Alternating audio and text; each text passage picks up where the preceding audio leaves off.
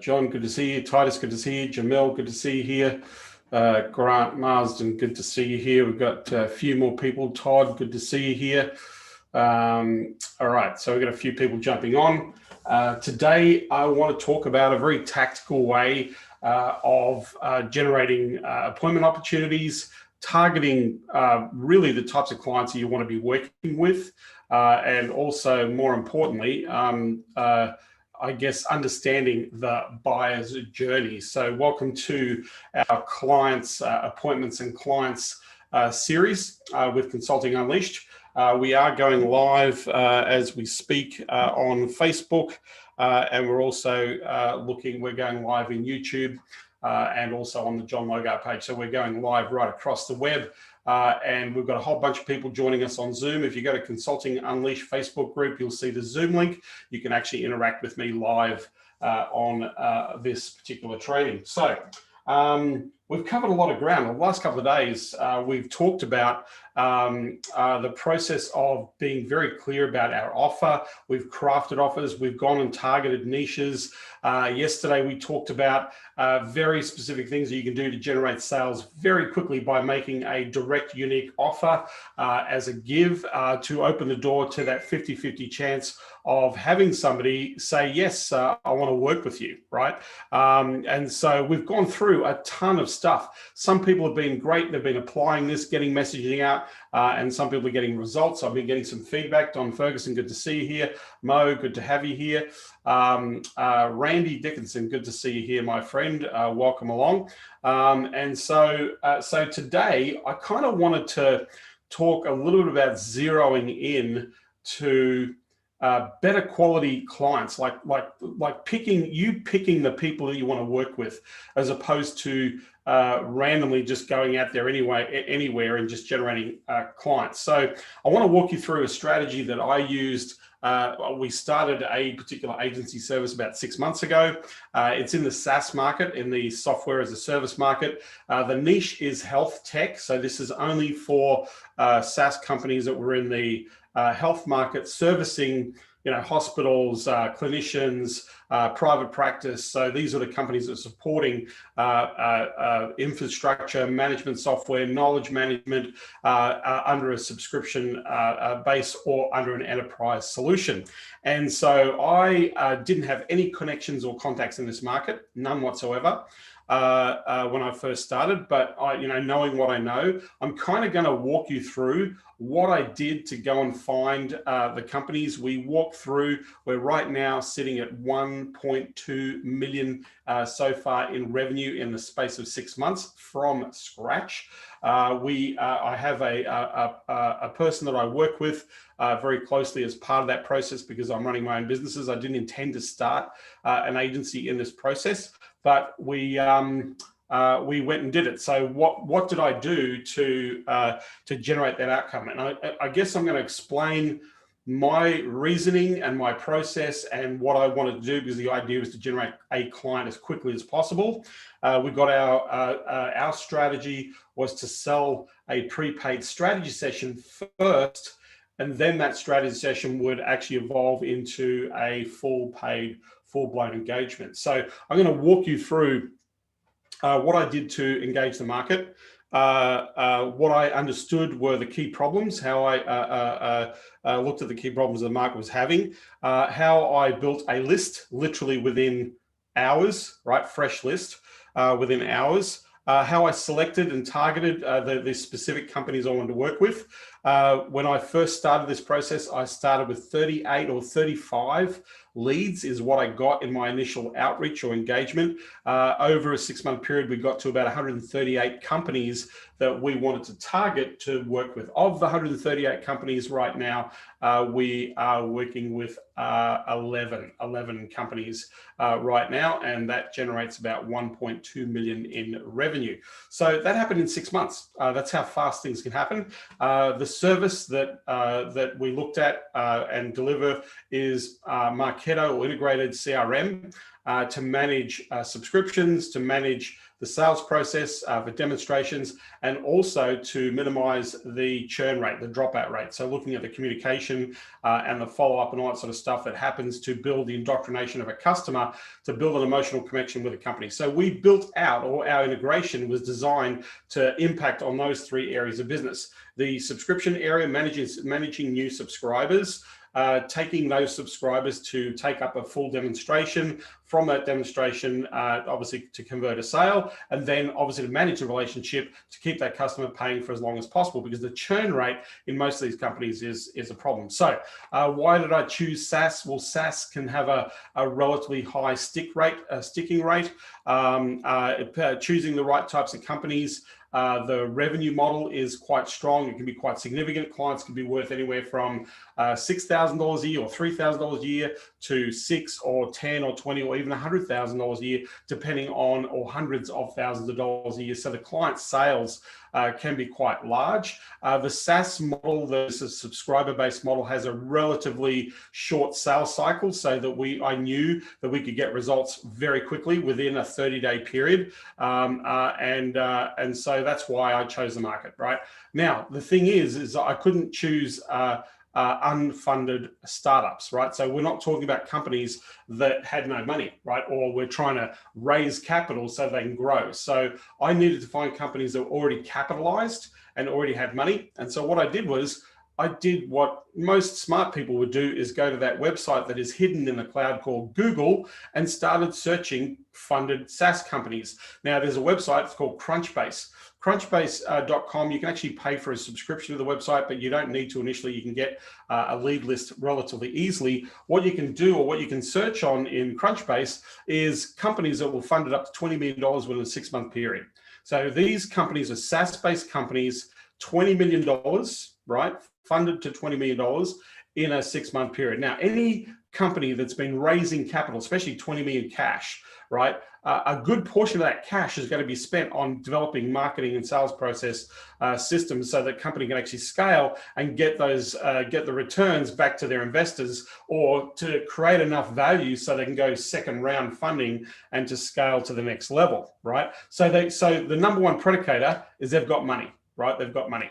The second predicator is, can I help them? Yes, with my knowledge and understanding of sales process development, lead management systems, I knew how to help these people. I knew how to get results, and I knew how to help people. So number one, can they pay? Number two, can I get them a result? Number three, do I like them? Well, I like SaaS because I've been in the SaaS business. I've had a few of my own.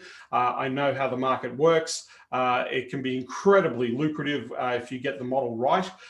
It's also a very, very costly market to be in as well. SaaS is not a get-rich-quick scheme for companies. And in this market, they were supporting industries, or they were supporting the medical and the health industries, obviously, to perform or deliver their services better. So in terms of the 3 boxes as to why I would choose the market, do I like them? Yes, I like the technology. I like the service. I like the industry. Can they pay? Absolutely. Every company that we chose had a 20 million plus venture capital investment, and we found over 200 of those companies on Crunchbase. Of the 200 companies that we found, we only selected about 38 of those companies initially in the early stages to engage very quickly. So do they have the money? Can they pay? Yes.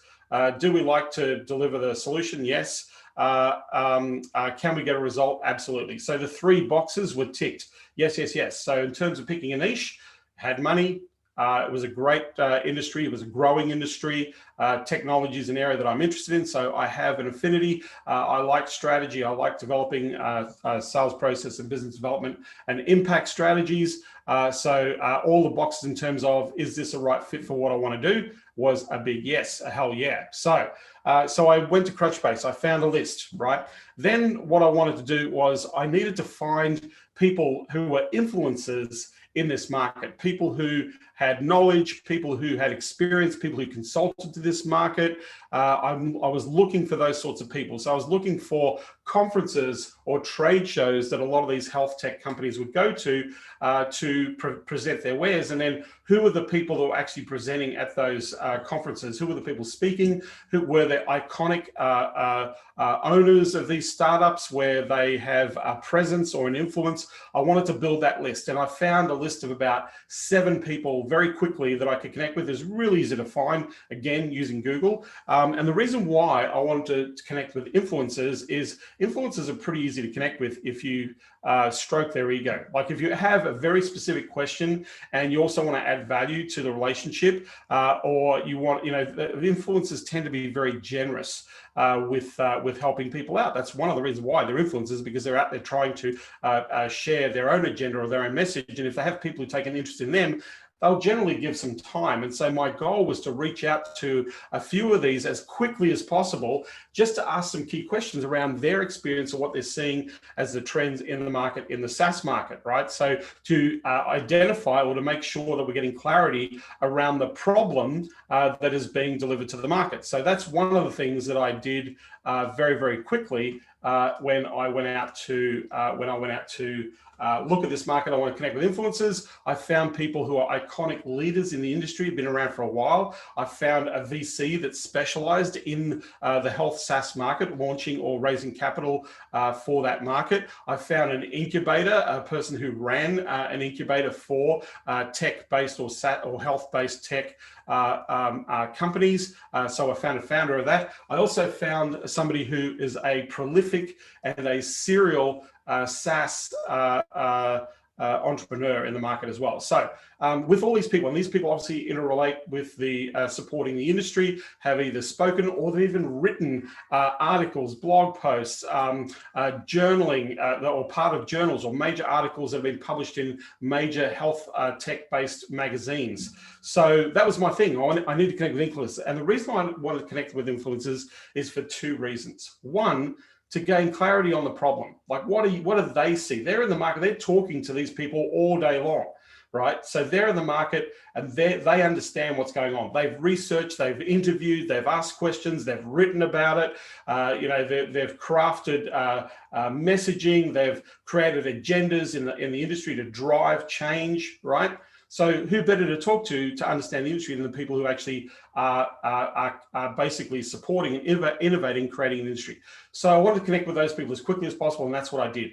2 reasons why I want to connect. 1, to figure out what's going on, but number 2, to get referrals, right? So one of the things in having that conversation with those influencers and asking questions about what they thought was important, what they thought the trends were, where the market should be looking towards for the future, where it's going, all those questions that I was asking, I would sit there and say, hey, you're at this end of the scale where you're looking at the industry from the inside and the outside, but it'd be really cool if I could ask these same sorts of questions of people who are running SaaS businesses. Is there anybody that you would recommend that I reach out to you? And is it okay if I mention we've had this conversation, right? So my second reasoning was to get referrals, right? One of the easiest ways to get conversations and get connections is to get referrals from influencers. And influencers know a lot of great people, and they'll tell you the people they need to go are people that they like, right? They're going to refer people that they like and they believe would probably gain benefit from that type of interaction. So from the influencers I reached out to, I got more than 20 referrals that I could directly reach out to very quickly, saying, hey, had a conversation with Dan, had a conversation with Mary. This is what we were talking about. She highly recommended that we connect. Is it okay if we can just hop on a call? I'd love to ask some of the key questions around the innovation, around what you were doing and how you're impacting on the market. Right. So this added another 20 people to my 38 selected list of niche people. Now I have 58 people on a list, right? So we don't need a lot of people to generate a relative amount of revenue. I'll talk about the service offering and what we did and the process in just a moment. But this is just giving you the background of how you can very easily get connected to people who are open to talking to you if you take this sort of approach. It's really easy to do. Now, every influencer that I engaged and connected with and had any interaction or conversation with, I sent a gift and acknowledged them for their time. I basically said, hey, I really appreciate the fact you've been so generous. Really appreciate you connecting me with a few people. I just wanted to say thank you. So I'd send like a book or send like a card.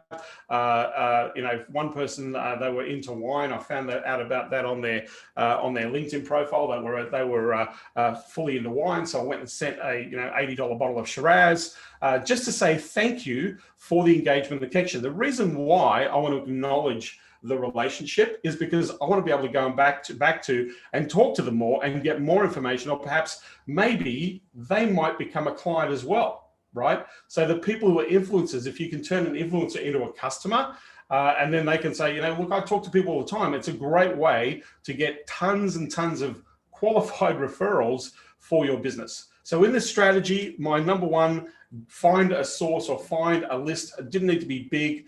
Find a list of companies that fit the profile. And so by doing a few search, I went to Crunchbase, found 200 companies that were funded in the health tech space in the last 6 months to the tune of $20 million. So they'd raised up to $20 million worth of capital, which means they had money. That was the first thing. Second thing, reach out to influencers, connect, find out and really understand what the problem was. I had to do this relatively quickly. By the way, I did all this in a matter of days. We're not talking weeks. I did all this in a matter of days, right? So because we had our first paying strategy session within 2 weeks, like within the second week, we actually sold 3. So 15, we charged $5,000 to do a strategy session.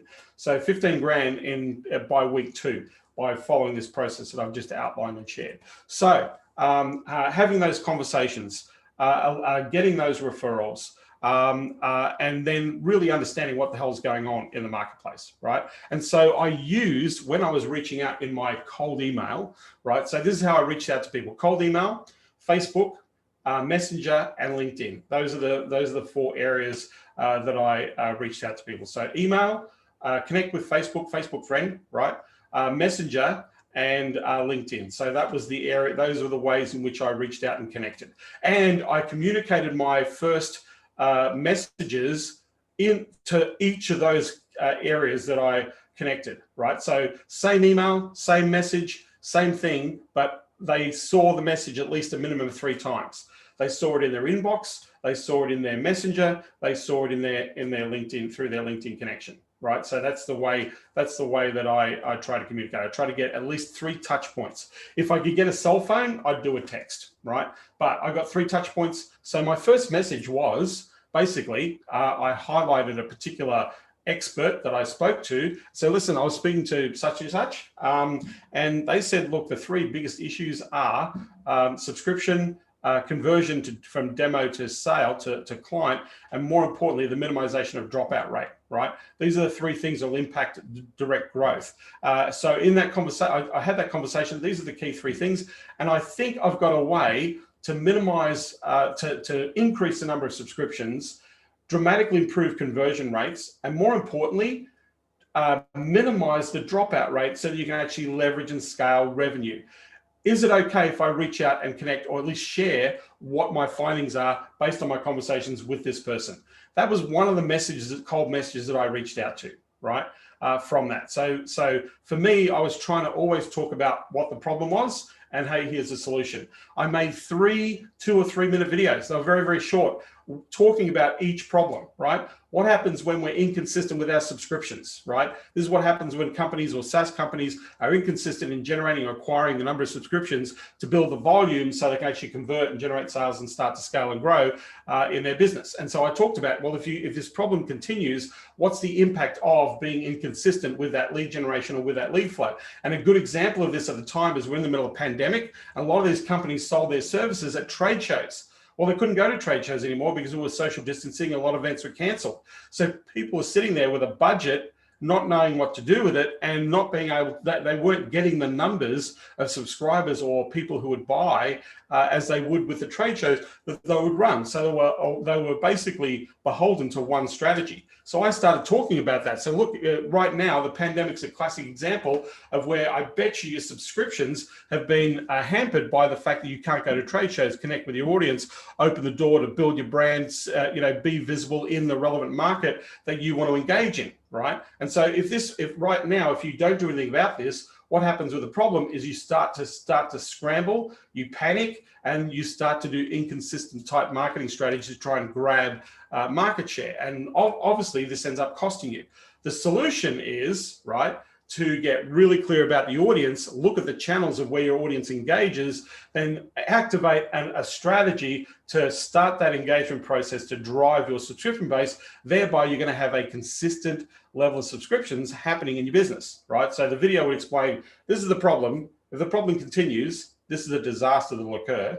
And here's the solution, right? Here's the idea, which is the exact opposite to the problem. So if we did these things, what will happen? And then I would tell a story of a SaaS company, not one that I work with, but gave an example of a company that changed the way that they did their marketing in relation to subscriptions. And so then the offer was that what I'd love to do is to show you how you can put in a subscription plan to maximize your subscriptions for your SaaS. Right, just click here, right? So it was an offer to, let's get on a quick chat, quick call. And it was a qualifying call, and that qualifying call was designed to sell a strategy session, a paid strategy session, right? So I 3 videos, 3 biggest problems, 3 videos, right? Here's a problem, this is what happens if you don't fix it. Here's the opposite, this is what happens when you do fix it. Here's an example of a company that did fix it, right? Now, if you want to have a subscription plan that's focused on the consistency so you don't have to rely on trade shows anymore because trade shows aren't coming back for a year, then I'd love to be able to share that plan with you. If you're interested, book a time in the calendar. So that was the strategy, right? So 3, and then the emails and the messages would just direct people to those. It was just a basic landing page with a video and a big orange button that said book an appointment. That's all it was, right? So as part of that process. So remember, I started with a lead list of 38. It grew to 58 people based on the referrals from the influencers. And then we started searching, like we were still continuing to generate leads. I didn't need hundreds and hundreds of leads to generate sales in this process. I didn't need them at all. In fact, the 38 leads would have been fine. I didn't need to, but the fact of the nature of the communication, engagement, and the conversations, we were getting lots and lots of referrals, and we were also finding more and more companies that were fitting our criteria and fitting our category.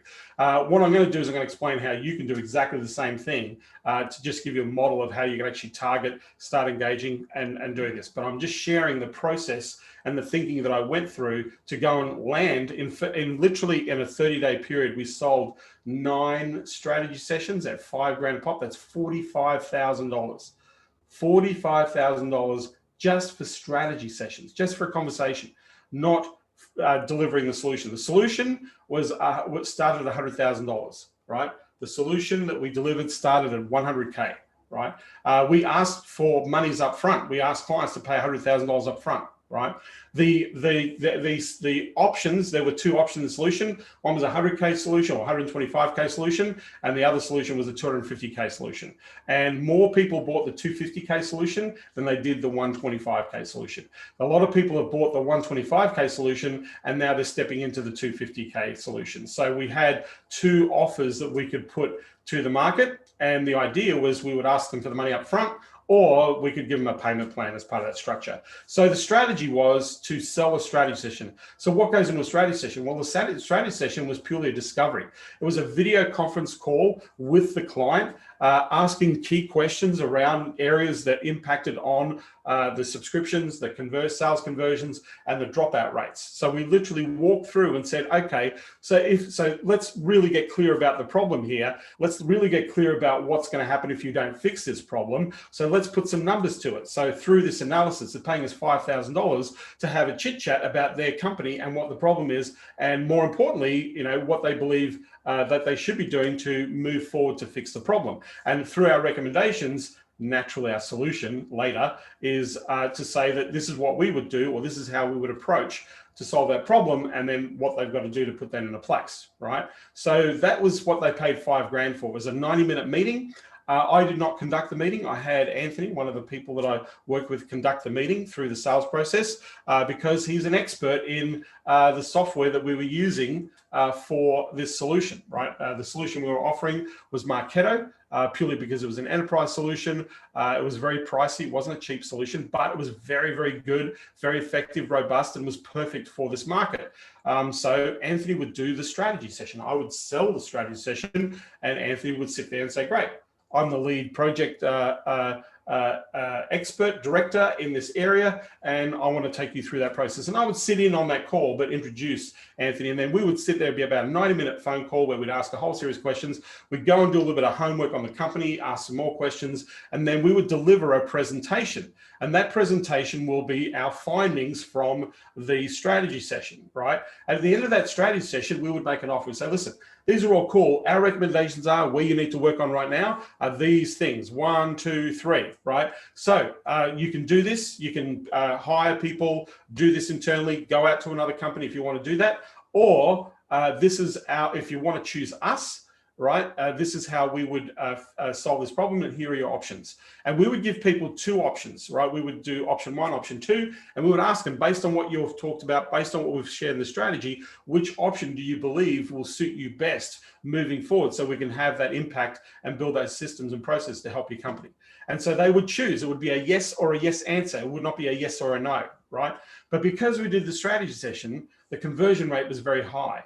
The other thing also is in the strategy, we discovered whether or not that if they were a good fit as well. So in terms of, are they ready where they're at, what they're doing, we discovered very quickly is, are they a fit for what we're doing, right? Are they a fit? And so we didn't actually make an offer to all of them. We just said, here's your plan. This is what we recommend. If you're looking for services, here you go. We actually recommended people that they could go to deliver for the areas that we felt that they need help with. So we weren't the right fit, or we didn't think we were the right fit, and we thought maybe this is not right timing for them. But the discovery, the strategy session enabled us to assess the company in great detail by doing that. So what would they get for $5,000? Essentially a 90-minute strategy session on Zoom, right, with our project director. From that, we would transcribe that and put that into a folder, and then there would be like a 3-page summary of the things that they needed to do and what our recommendations were. That was it. So really, it wasn't a great deal of information that was provided. Like we didn't, build this volume of information. $5,000 really just covered time and a little bit of research. Was there a significant amount of profit in the $5,000? Absolutely. There was a huge amount of profit in $5,000. But here's the thing: when somebody invests $5,000, they're committed. They are committed to the process, right? So you can sell paid strategy. One of the things that we do over at with consulting with Clients Unleashed is there's a section that we talk about where you can actually sell paid strategy. We have a script, we have emails, we have an actual sales script on how to get paid for strategy. Rather than doing discovery or delivering discovery for free, actually get paid for it. So over in Clients Unleashed, we're actually, one of the module units is we show you how to get paid for your time rather than you giving it away for free. This helps you stand out from the crowd. This helps you deliver a better solution. This helps you have a more committed customer. This helps you to convert sales at a very high level. I told you today was going to be some sneaky stuff and some really cool stuff that you can use to maximize your opportunity to grow your business. So that's the deal, right? That's what we sold. 5 strategy, 100K, 125K, and a 250K solution with the 2 options. And our process was to reach out cold through 3 methodologies: email, messenger, LinkedIn. So we had 3 areas that we touch base in. And then we were nurturing that relationship. We were moving the person to the actual, So now we need to think about this, right? We didn't go to sell the 125, 250K solution up front. We didn't do that. What we sold first was the appointment. The first thing we had to sell was the qualifying appointment to sell the strategy session, right? So that's the first thing we sold. We didn't sell what we were doing. We had to sell why they had to hop on a call. That's what we're doing. You want to find out how this applies, if this fits, is relevant, then the easiest thing to do is we've got a subscription scale, scale plan for SaaS like you. Do you want to book a 15-minute call with our strategist to go through the plan, to share with you exactly what you need to be doing to maximize your opportunity for scaling your subscriptions, right? Yes or no, right? So the idea was to sell the appointment first. So number one, we were selling the appointment. Why should they show up, right? What are they going to get when they show up, right? At the point of the appointment, the goal was to qualify them, right? Is this something that's important to you right now? Timing, right? Is this something important to you? Something you need to focus on? Do you have the budget to spend? Do you understand that you need to invest a minimum of X amount of dollars, 10, 15 grand a month? Can you handle that right now in your budget? Yep, you can do that. Great. So we eliminate some of those objections. Then we want to say, okay, well, let's get some real clarity around the issue that we're talking about here. And then we'll provide you with a little bit of information. Now, the next step, the next part of the sales process is to go from that to say, hey, would you like the next step? The next step is for us to do a planning and strategy session on subscription, conversion, and dropout. Right. So what we do is we do a structure, we do an audit, we go through a presentation mode, we map out a blueprint for that process, we provide you with solutions. The idea is that you're going to have a solid plan to follow so you can maximize the increase of consistency of subscriptions, which will make an impact on your conversions, making sure you're actually running a proper system that allows people to step into purchasing from demo, and then more importantly, looking at ways of having a structured approach to create an emotional connection between the customer and your product so that they stay longer and for years as part of that process.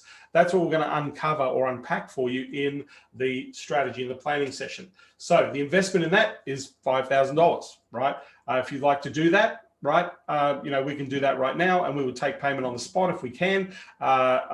Some people, surprisingly, they just pull out the credit card and say, what, that makes sense, let's do it, right? Some people, we would say, great, well, the next step is sign this agreement that you're going to do it, make sure you hit the pay button, and we book in a time. We try and, if they agree, we book in the strategy session 3 days after the initial phone call.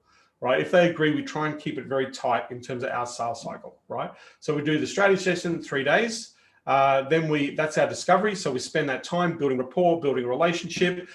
In the meantime, we would send some indoctrinated pieces talking about things like, hey, questions you should be thinking about, things that you want to be considering in terms of options. We would filter and provide a little bit more information and context, because remember, they didn't know who we are.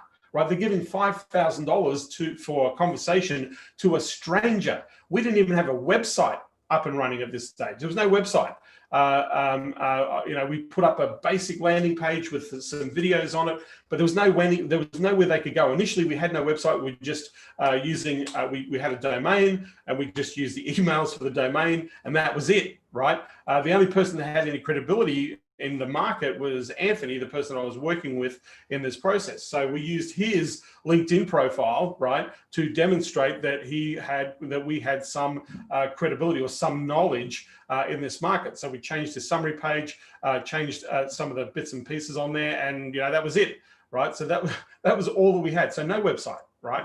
So then we went through the process of engaging, right? The whole idea was to get them on the phone call. And we'd pick up the phone, and we would send messages, and we would follow up, and we would get, we would continue to get introductions from people. Now, the introductions work better than the cold approach. Cold approach still worked, but because we're introduced, then it was much easier to get people on the phone. And that's why, as part of the initial strategy, we went to the influencers, right, as part of that process. So the result of that in a 30-day period was 9 strategy sessions.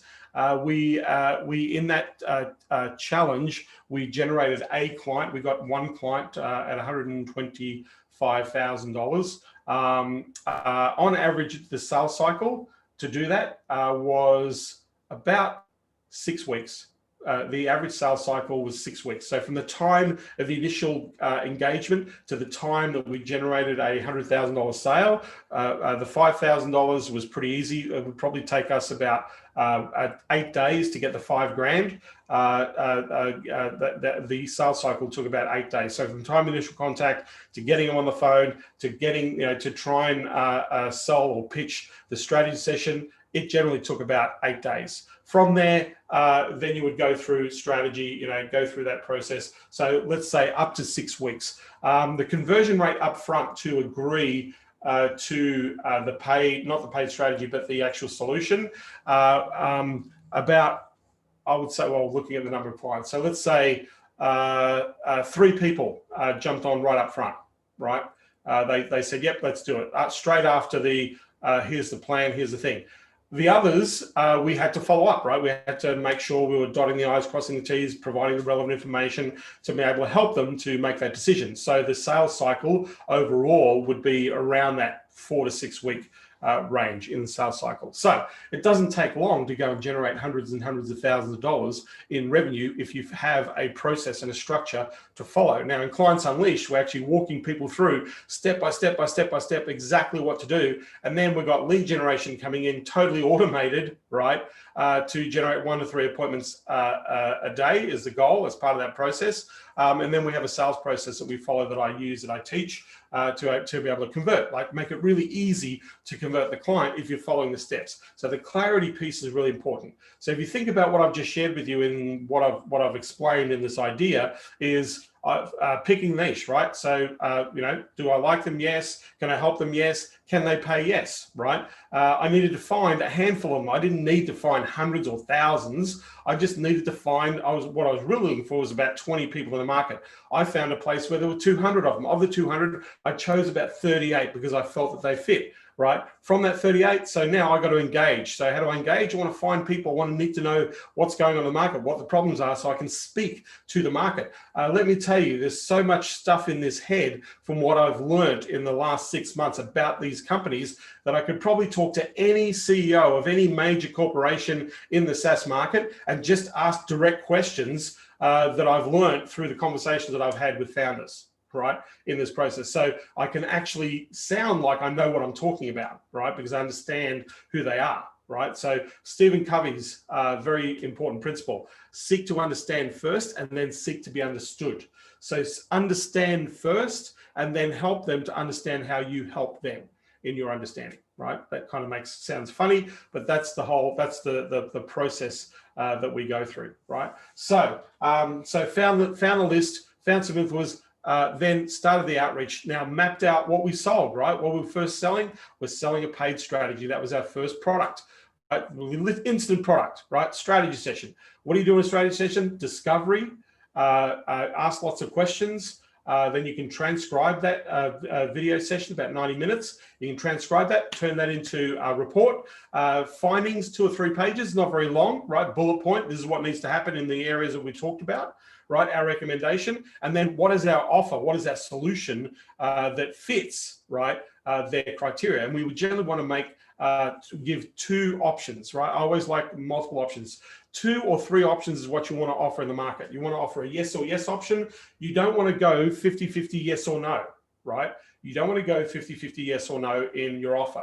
If you say, hey, here's what we're recommending, would you like to get started? Well, they can say, yeah, sounds good, or no, I don't think it's a fit, right? Whereas if you have a solution, you say, hey, based on what we talked about, here's the first area that people look at. This is probably, this is at least you want to do this. This is the least you want to do. This is you want to start. It's going to solve some of those problems. Now, most of the people we work with, they choose option 2. The reason they choose option 2 is because they get this thing is on steroids, right? There's more in the value stack. There's more things that support the outcome. It'll accelerate the results, right? All the reasons why the bigger option or option 2 is better. Right. So at the end of the presentation, you sit there and you ask the question, say, based on what you know and based on what you've seen, which of these options do you believe suits you best? So you don't have to say anything. They're going to just choose, right? That one right there. Great. So let me walk you through this one, right? Generally, the one that they choose is the one that you say is the one that they should choose. you're directing them to choose, right? So if you look at the pricing strategy of having 3 prices, software companies do this all the time, right? They have the basic package, the free trial, right? The free trial is super, super basic. But the next paid version, the middle version, has a bunch of features that are really supportive and helpful of over and above the free stuff, right? And so the next package is even better. It's got more value. And then the next one is like the whole enchilada enterprise. You've got it, right? So what generally tends to do is the one that is highlighted the most, the one that is highlighted as the best value, is the one that generally gets sold. Now, I don't want to go into pricing strategy, but there are psychological pricing strategies when you lay this type of option or this type of offer out into the marketplace. So now we're very clear. So think about it, right? We know the market. We know what the problems are. We've engaged the market. Our first offer is our first sale is to get on an appointment, get on a call. That's the first sale. So we have to sell the call, right? So number one, we have to sell a call, like you have to sell your calls, right? So number one, the benefits of hopping up on the call. Once we've gone on the call, then we're going to sell them the paid strategy. We chose paid strategy, not free strategy. Remember, these companies had 20 million plus in investment. They've got money. If people pay for it, they value it. Right? So it's much easier to sell paid than it is to do free. We want to get paid for our time. We don't want to spend time doing a whole bunch of stuff and then there's no guarantee that the client's not going to buy or not going to buy, right? So we then the second sale is the paid strategy. We charge 5K for that, right? From there, right, we deliver discovery, and then the discovery, we outline our suggestions and we created 2, but you can say 3. Let's say you can do up to 3, right? 2 or 3 options. So we created the offer. And the offer, by the way, is the same offer for everybody, right? Our solution is to solve those 3 problems. That's what our solution does, right? We chose Marketo, which is a CRM. We knew how to do the integrations. We knew what structures we had to create. We knew how to work it. We knew how to set it up. We knew how to do the training. All of that was done by our team, right, in that process. So that third piece is making the offer, right? The next piece, the pieces in between, the only other piece in between is corroborating or supporting indoctrination.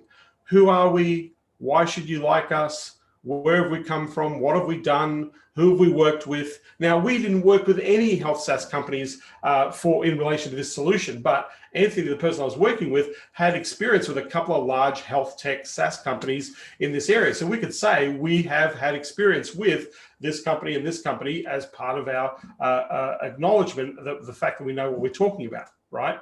So we did that. You don't need that, but we had the opportunity to do that. So we placed some indoctrination. That indoctrination was things like frequently asked questions about what we do, right? So we had an FAQ, things like some videos. Hey, look, here's our philosophy. Here's how we solve the problem. Here's what we do to help people to get the results just like you, right? So we gave a few indoctrination pieces because as we're going through the sales process, we want to make them feel more comfortable about, we're the right people that you should be spending this money with us, right? So in that process. So we did indoctrination. So that's the entire structure. The outreach was pretty simple, right? Cold and referrals. Cold and referrals are 2 areas that would generate outreach. If we got a referral, we immediately connected with that referral. And if we got a referral, so this is another insight if you're taking from the concept that I'm sharing with you, from the referral, right? If the referral accepted the phone call, we would let the person who referred know that we were in contact. So if one of the influencers sent a referral and the opportunity to connect, and we got the opportunity to talk and connect, the first thing we did, send a message off to them to say, hey, really appreciate you introducing us to Peter and Mary. They were amazing, super, super excited. I just want to say thank you. I'm just letting you know that we've been able to have an initial discussion, right? Now, if they take the next step, right? Keep them in the loop. Hey, had a meeting with Tom and Mary. Super excited. Thank you for recommending. They're an amazing company. We're actually sitting down doing some strategy with them. Just letting you know. But I just want to say thank you, right? So keeping the referrer in the loop of the referral of what you're doing, right? There's a reason for doing this, by the way, right? So now, if we get a sale, which we did, we had 3 of our 11 sales were from referred people, right? In that 6-week period. So we made sales, right? We picked up, I think one of them was a 250 and 2 for 125. So what's that? 252, $500,000, right? $500,000. So we would send a thank you. I would send a thank you and a gift for saying, hey, Mary and Peter, we went through the process. We really assessed what we're going. Super excited. We're going to be implementing strategy for them. Going to really get on top of the whole subscriber thing. But I just want to say thank you for the introduction and thank you because they've decided to work with us and partner with us on a particular project. And so I would send a thank you gift, right? I would send a nice basket or a book or and definitely a nice card that was handwritten. I would send a thank you for that acknowledgement, to acknowledge them for the fact that they introduced us and now they become customers. Now, the reason why I'm keeping the referrer in the loop, and nobody does this, by the way, and it's really dumb if you don't. If you get referrals and you don't acknowledge where the referrals are coming from, you're really taking for granted the referrals. But here's the cool thing of what happens when you acknowledge the referrer and keep the referrer in the loop. One thing that they know is you're a professional. You follow through, you follow up, and you let them know what's going on. So if they're ever talking to anybody about anything related to you, they are going to recommend you. They're going to go, you know what? You need to go and talk to John and his team. They are amazing, right? They're incredible. So one, if you keep people in the loop and you're acknowledging them, right? They know that you're doing your job, right? You're being a professional person. You're taking care. You're paying attention, right?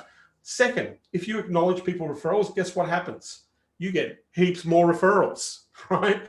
If you like most of the people we said thank you to who refer, they said, look, you didn't have to do that. I'm happy to refer. I'm really happy for you that you got a client, but thank you. I said, no, I appreciate the fact that you've been supportive and acknowledging my, in helping us. And so I just want to say thanks, right? And they go, yeah, that's great. And so generally what happens is you get 3 or 4 more referrals, or they just keep referring to you. So if you keep your referral partners or people who are in referrals in the loop of how you're responding or how you're interacting and engaging with the referrer, they are more likely to refer more people to you.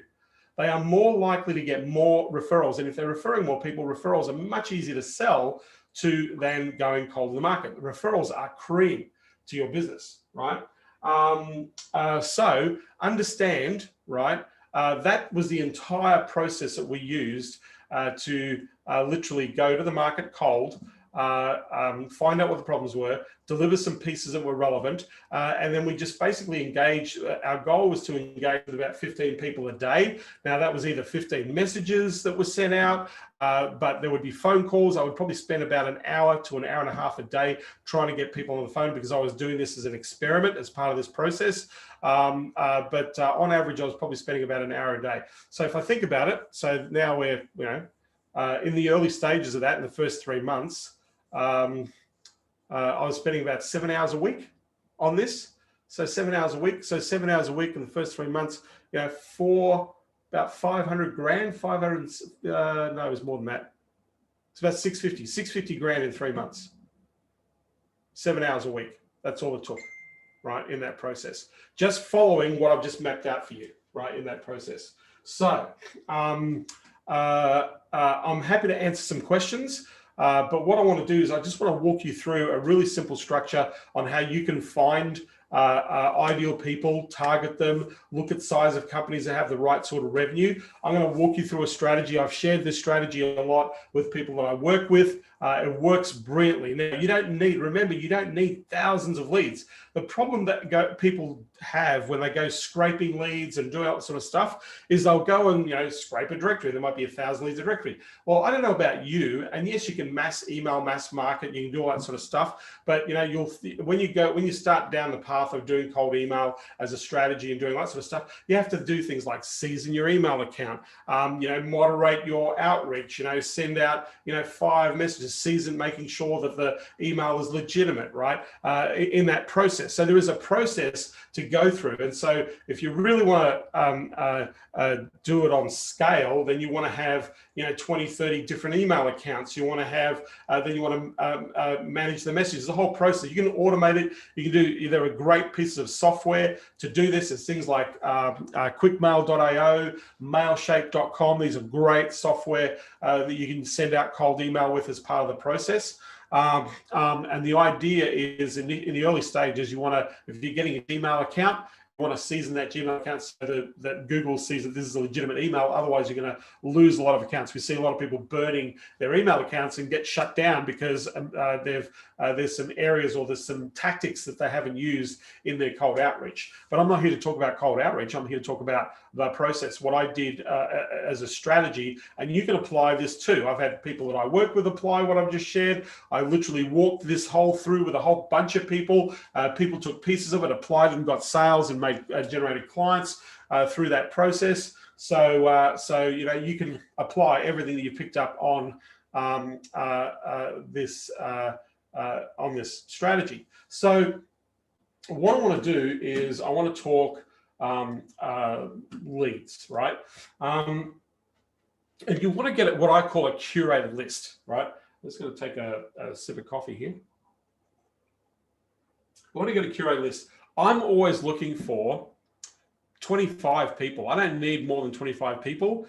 100 max, right? 100 max in terms of, that's manageable in terms of communication, right? If you get thousands, it's really hard to manage thousands of leads, right? I like to use a CRM. My preferred CRM that I like to use is Pipedrive, P-I-P-E, drive.com. And then what I do is I set up my CRM to reflect my sales process. So it's really easy to set up a CRM to reflect your sales process. So I have the leads that I'm engaging as one list, and then did we send out an email? So did we connect, right? Engage. That's the second part of the process. Then we hop on a call. We made a call, and then if we made an appointment, then they come up to an appointment channel. Then if we sold the paid strategy, we sold the paid strategy. So we had a yes or no. Yes, they bought paid strategy. No, they didn't buy paid strategy. So what's the nurturing sequence after that? Then if they got paid strategy, we delivered the solution, and then yes or no if they bought the solution. So that's really the basics of the sales process that I've kind of outlined with you in this process, right? And there are a couple of pieces that happen in between through that outline, right? So from the lead to the engagement, to getting them on the phone, to selling the paid strategy, to then delivering the discovery, then to delivering a full presentation with an offer, and then whether or not they decide to come on board or not come on board. And that's essentially how I would set up Pipedrive. That's how we set up our CRM, right? So we don't and because I've only got 100 or so contacts, it's really manageable. I can see what's going on. I can manage the relationship in real time, right? And my team can hop in and also see what's going on. And it also gives you things like notifications, all that sort of stuff. The other way to do this is you can just use a spreadsheet. Yesterday, I posted in the Facebook group a spreadsheet that you can use to curate that list of those 25 clients and all the different things that you want to grab so you can nurture, and then you can use that list, and then you can use the spreadsheet to manage it. I prefer a CRM because the CRM has functionality, and for me, Pipedrive is great. You can use Streak, which is free. You can use HubSpot CRM, that's free. So there's a whole bunch of CRMs that you can use, but I have a CRM. I highly recommend that you have a CRM too, because things will go pear-shaped when you have managing lots of communications. This is why if people are managing thousands of leads, they screw it up, right? If you're trying to manage thousands of leads, unless you're in there actively making sure that you're following through, and you're going to make lots of mistakes. You're going to miss out on opportunities, and maybe you might get overwhelmed by response if you get the right connection. I made a mistake the other day where there's a particular email list. I asked a question. I was thinking, oh, it's just quiet. It was, this was like the day after Christmas Day, is Boxing Day, only a few days ago. I had a specific list, right? I have a specific list, and I sent out a question, right? So this list was about 1,500. It was a very small list. It was just a test. I sent out a question. I said, hey, I've been working on this thing and I put this together. Would you like it? I thought maybe 3 or 4 people would respond to that email thinking that nobody's reading their email on the day after Christmas. And I thought, oh, it'll be a handful of people and I'll be able to get to it, right? And so what happened was I got 130 responses where people wanted this thing. And the silly thing was I didn't have the thing that I said ready. I didn't have it ready. So now I had to scramble, right? Put it together, get another email out, and I got it done, right? But I created a problem for myself because here was the problem. A lot of my team were on vacation on Christmas during this time. So I didn't have anybody to respond or to handle. So I had to go in there, get my hands dirty, get it done, and got it done. So the reason I tell you the story is that if you overwhelm yourself, oftentimes you'll drop the ball, right? You don't need lots and lots of people, right? You don't need lots of people to get results or get engagement. You know, imagine if you're building a relationship with under 100 people, it's easy to manage, right? If you're using a CRM, the CRM can flag you, call the person, follow up this person, follow up that email. You know, you can set up automations. If they respond, you can respond instantly. There's those sorts of things you can do in a CRM. But I just keep it basic because all I'm doing is following that sales process that I mapped out for you in this training, right? So, if I was going to get a customer list, right? My first thing in building my list is, do I know someone who knows people in this market? Now I knew, and that was one of the things I didn't mention as well. I did know people who knew people in this market. I reached out to them because I said, hey, I reached out to a network. I'm part of mastermind groups, and I actually reached out to one of my coaches, and I said, dude, do you have anybody that you're coaching that knows this market? And he said, yeah, in fact, I have 2 people, right? And so I found by asking people, do you know someone, was another way to engage or reach out to people, right? I used Google to do the search, but for me, I looked for, I knew that I needed funded companies. So I know a lot of VC companies fund health tech and health-based companies on Crunchbase. Crunchbase actually monitors, so that's crunchbase.com, actually monitors companies that get investment, VC funding, startups, 20 million plus within a 6-month period. So it gives you the list of the company, the name, the website, like founder of the company, all this information for free, right? So I had that, right? But what I'm going to share, if I kind of know who my market is I like to use LinkedIn, but I don't like to use LinkedIn in its traditional fashion. So what I like to do is I don't like to play. So here's where LinkedIn is a problem, right? Well, it's not a problem. It's just a bug, right? Everybody's on LinkedIn right now. Everybody's like, LinkedIn's the greatest. It is the best business database on the planet. It is the best. Most people on LinkedIn want to get married too soon, right? So they try and jump in, build a relationship, get married straight away. The problem is that pisses a lot of people off and they get de-okayed and accounts get shut down, all sorts of stuff. So you have to, the philosophy, a friend of mine, Alan McGurvan, always used to say, and it's sort of ringing my ear, to have a friend, you have to be a friend first. So if you go down the path of utilizing LinkedIn connections, it's going to take you time to build that relationship. You want to add value. You want to find common ground to connect first, right? There's a whole strategy behind this. I don't want to get into the what's, the hows, but I'm just giving you the what, right? So the what's, right? So there's a strategy, right? There's a process. You've got to add value. There's probably 11 different ways in which you can connect with people, and it needs to be relevant to those people you're connecting with. So you're picking and choosing who you're connecting with through that process, right? You can find out. Second part is you need to start building a relationship. So you have to get to know people, right? How do you get to know people? Ask a question, right? Provide some value. Direct them to stuff that they might be interested in, right? Ask some more specific questions from them, right? So you're building that cadence of relationship, right? And it's almost like having a chatting conversation through LinkedIn. So it takes time. It might take 6 weeks to get to appointment. From the time that you connect to the time they decide to accept an appointment, might 6 to 8 weeks to get an appointment, right? On average, if you're starting out LinkedIn with 75 connections a day, it'll probably take you about 6 weeks to get about 10 appointments.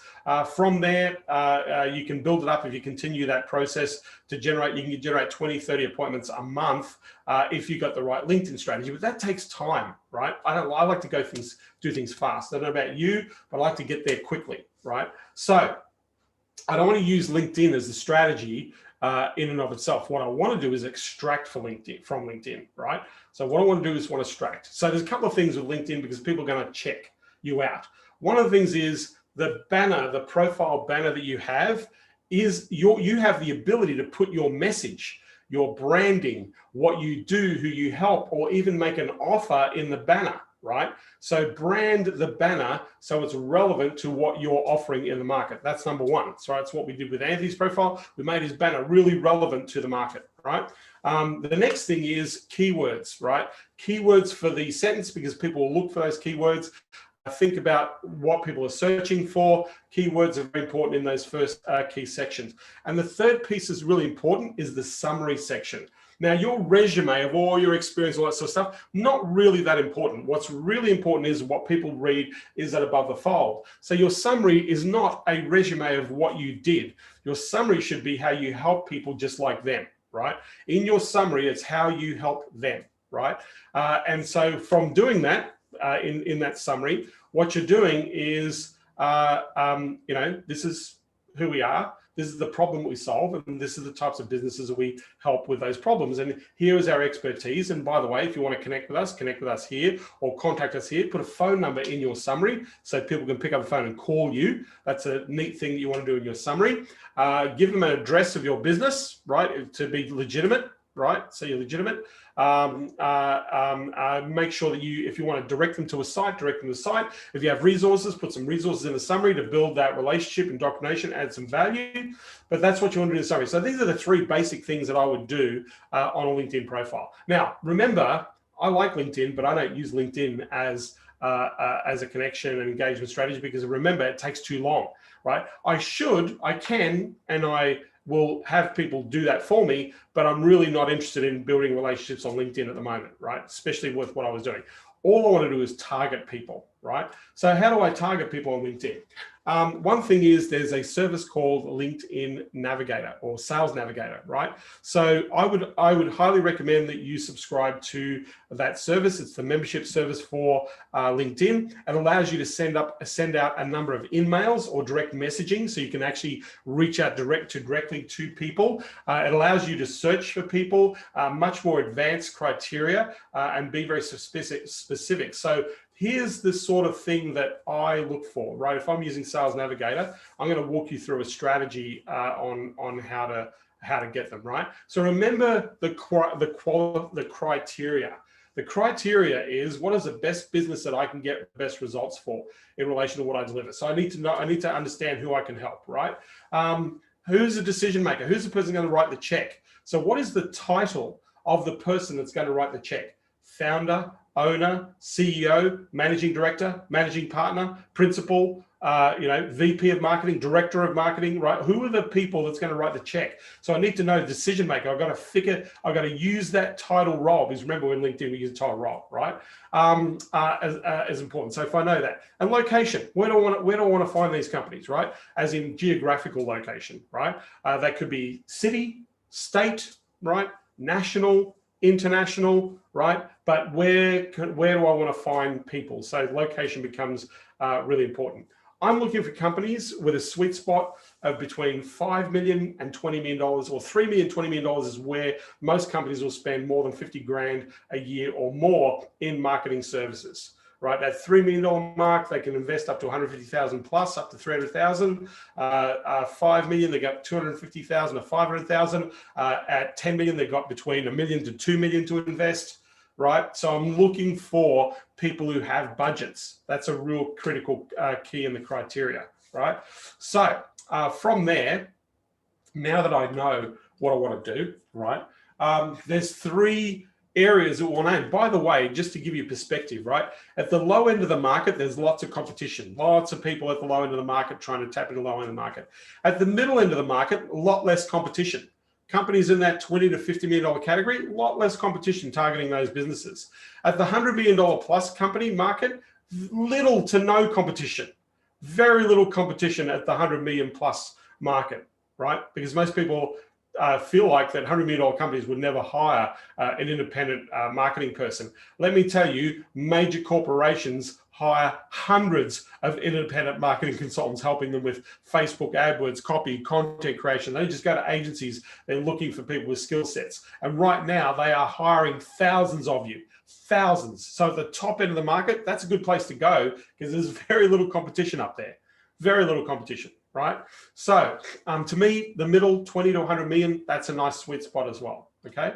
So what we want to do is the way LinkedIn works on your connections, right?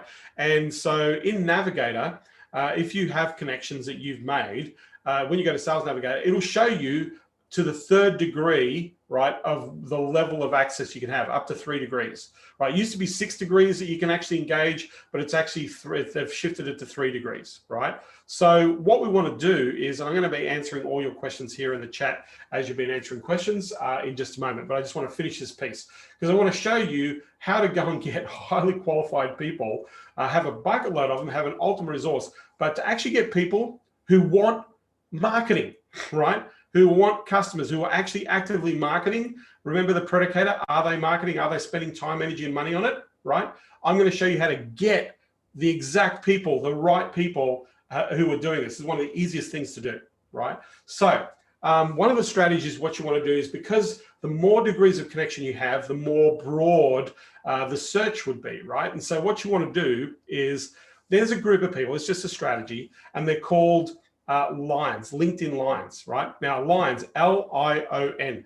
People identify themselves with that keyword. Now, in LinkedIn, you're allowed up to 30,000 connections on your profile. LinkedIn lines are the most connected people, because what they call themselves is a line is a LinkedIn open networker, a lion, L-I-O-N, right? So in Sales Navigator, in your search, you might go search lion and pick the country or the city or the state of where you want that lion to be. A lion will have a minimum of 500 connections. If they have a minimum of 500 connections, then you'll have up to, on the 3rd degree, you'll have up to more than 40,000, 50,000 connections. I think it goes more than that. I think it's about 150,000 connections. So if somebody's got 500 connections, their 3rd degree would be up to 150,000 connections, right? So now think about it, right? You get 10 of these people, and that's 1.5 million people in your 3rd degree that you have a search capability for. So I'm looking for lions who've got lots of connections. Now, you'll never know how many there are, but you want to connect with as many as possible. Now, the LinkedIn lions, I'll just lean in for a moment, they're not your clients. They're not the people that you want to serve or market to. You just want to connect with them. And the reason why you want to connect with them is because they will accept your connection easily and readily. They will accept your connection easily and readily, right? So you've got no problems in connecting with these people, right? What we're looking for is their 1st, 2nd, and 3rd degree connections that we will actually go searching for when we use the capability of Sales Navigator. So remember, the LinkedIn line is not your prospect, but the LinkedIn line is going to help you have a much wider reach to engaging your prospect in the market. Right? So we connect with as many, I like to connect with about 50 to 100 LinkedIn lines. You can do this today. Literally, before you know it, in an hour, you'll have 30 people going, yes, I've accepted your connection, which will dramatically broad-based increase the number of reach that you have in the degrees in LinkedIn in its strategy. So now that we've connected with a whole bunch of LinkedIn lines, now we go to Sales Navigator, and then we actually go to the search criteria, right? So what we want to do is, remember, we're trying to extract leads. Now, we're not going to extract thousands, although we will have access to thousands, right? We only want to extract, 20, 30, maybe 100, right? If you want to be ambitious, maybe 200 or 300, right? But we want to pick and choose, yeah? So what you want to do is, these are the things you need to look for in Sales Navigator in the advanced search capability, right? By the way, there's bucket loads of videos online teaching you how to use Sales Navigator effectively, how to do advanced search. It's easy. Just Google it. There's tons of stuff there. Even LinkedIn has lots of training on how to use Sales Navigator effectively. All I'm going to show you is how to actually get a highly targeted, active marketing list that is interested in acquiring customers that you would want to introduce yourself and help, and how you extract that list and be able to go and engage that list directly outside of LinkedIn, right? That's the goal, right? So, so what you're looking for is a decision maker. So think of all the titles that the owners or founders of your businesses, the people you're targeting, the market, the niche that you're targeting, what is their title, right? Are they managing director? Are they a CEO? Are they a managing partner, principal, founder. What is the word? So you want to put in your title search all the keywords of the decision maker, right? All the keywords. This is in Sales Navigator when you're doing advanced search. So remember, we've just connected with a whole bunch of LinkedIn lines. That's now given us a massive network of 3 degrees to go searching for our target audience and our niche, right? So what we're doing is, what is the decision maker's title, right? That's number one. What is a niche? What niche are they in, right? What industry? HVAC, painting, contracting, insurance, financial planning, dental, medical. What niche are they in? So you want the niche in the selection. You might choose relatable niches. You might say cosmetic dentist, dental implant specialist, right? You can use the niche within the niche as part of that search criteria. You actually put more than one niche in there, right? So we have the niche, right? Next, country, state, location. Do you want them? I would want to choose the closest location. So pick the biggest cities nearest to you, start with those. If you want a whole state, just select the state. If you want the whole country, select the whole country. But I kind of like to initially engage with people in my time zone close, right? That's what I'd be looking for, right? So country, state, city, location, right? Now, what we're also looking for is size of company, how many employees. So LinkedIn has this search volume where it's like 10 plus employees. Well, 10 plus employees, you're looking at a company around that 1 million to 3 million mark, 10 plus employees. 50 plus employees, 5 million beyond, right? 50 plus employees, 5 million beyond. So select number of employees, 50 plus employees, right? Now, there are a whole bunch of other searches you can do, but that's pretty much what I would look for, is just the title, right? The niche, the location, and the size of employees. That's what I'm looking for, right? So now what Sales Navigator do when you press search, it's going to give you a number. And there's a tab, it's the first tab, and that tab is going to be huge. If you've got 100 LinkedIn line connections and you put that predicator and you choose a niche, there might be 3,000, there might be 50,000, there might be 100,000 people on that list that fit that criteria, right? But that's not the tab that you want to pay attention to. The tab you want to pay attention to is 4 tabs over. And on the 4th tab, it states posted in LinkedIn in the last 30 days. Right? Posted in LinkedIn in the last 30 days. Now, the only people that are posting in LinkedIn in the last 30 days, spending time, energy, and money putting content and information into LinkedIn every 30 days are people who are interested in acquiring customers from LinkedIn. So they're identifying themselves that they are actively looking for clients right now, right? That should be a big thumbs up from everybody, right? What do you want to look for? You want to look for people who actively want to grow, right? So the 4th tab says posted in LinkedIn in the last 30 days, which means that they've been active. Now, the thing with LinkedIn, if you're going to traditionally do email, the response rate on LinkedIn happens between 7 and 30 days. That's because most people do not live in LinkedIn every day. So that's why it takes such a long time to build a relationship with people on LinkedIn, because they don't live on LinkedIn, right? They're responding to messages later down the track, and you have to message a whole bunch of people. That's why you're connecting with people all the time. So this way, what we're going to do is we're going to take this list that active in 30 days, we're going to take it and we're going to extract it from LinkedIn, and we're going to get the name, the email, the company. In some cases, there might be a phone number attached, website, right? All the details into a spreadsheet. And those emails, then you can actually verify the emails by using software to verify the emails, and you can message out directly to those people. So now you're not waiting for the time of LinkedIn to propagate your messaging. You can actually go direct, right? And that list that chooses actively post in the last 30 days will probably be about 10% of the main list, which means you're going to end up with maybe anywhere between 50, maybe 300. If there's more than 300 leads, then I would extract the list, but then I would just pick randomly 30, 40 people or 50 people out of that list and use that as part of the process. So how to extract it? There's a cool piece. There's heaps of software. There's Seismic. There's things called AnyLeads, ANYLEADS.com. You can use that to extract that list. It'll build a spreadsheet for you, and now you have a contact list.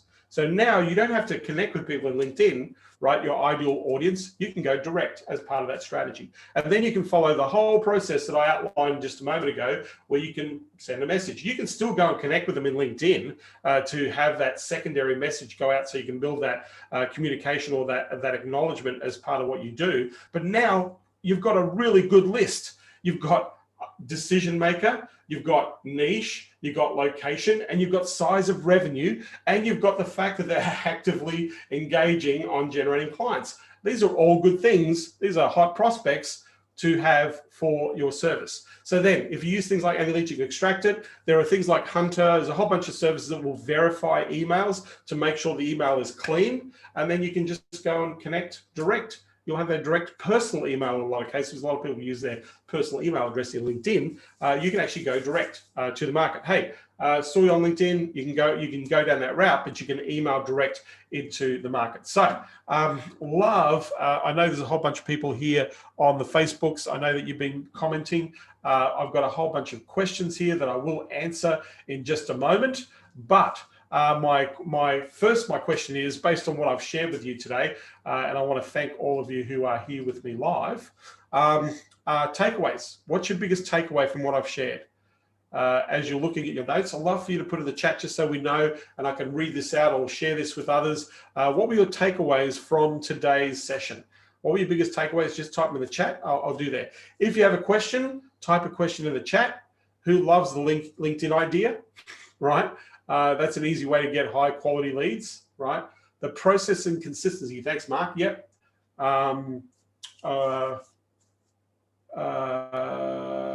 Getting down to the qualified leads instead of shotgun blasting space. Absolutely. Absolutely, Johnny. I'm sure there are more takeaways than that. Takeaway, much better to focus on 25 to 100 leads. Yeah, way easier. You can build your business really fast if you have a small lead list to work on. LinkedIn is only good with B2B, right? No, LinkedIn can be good for B2C as well, because there are a lot of consumers on LinkedIn, right? So you can use LinkedIn. So what I'm going to do is I'm going to answer some questions here because I've covered a lot of ground.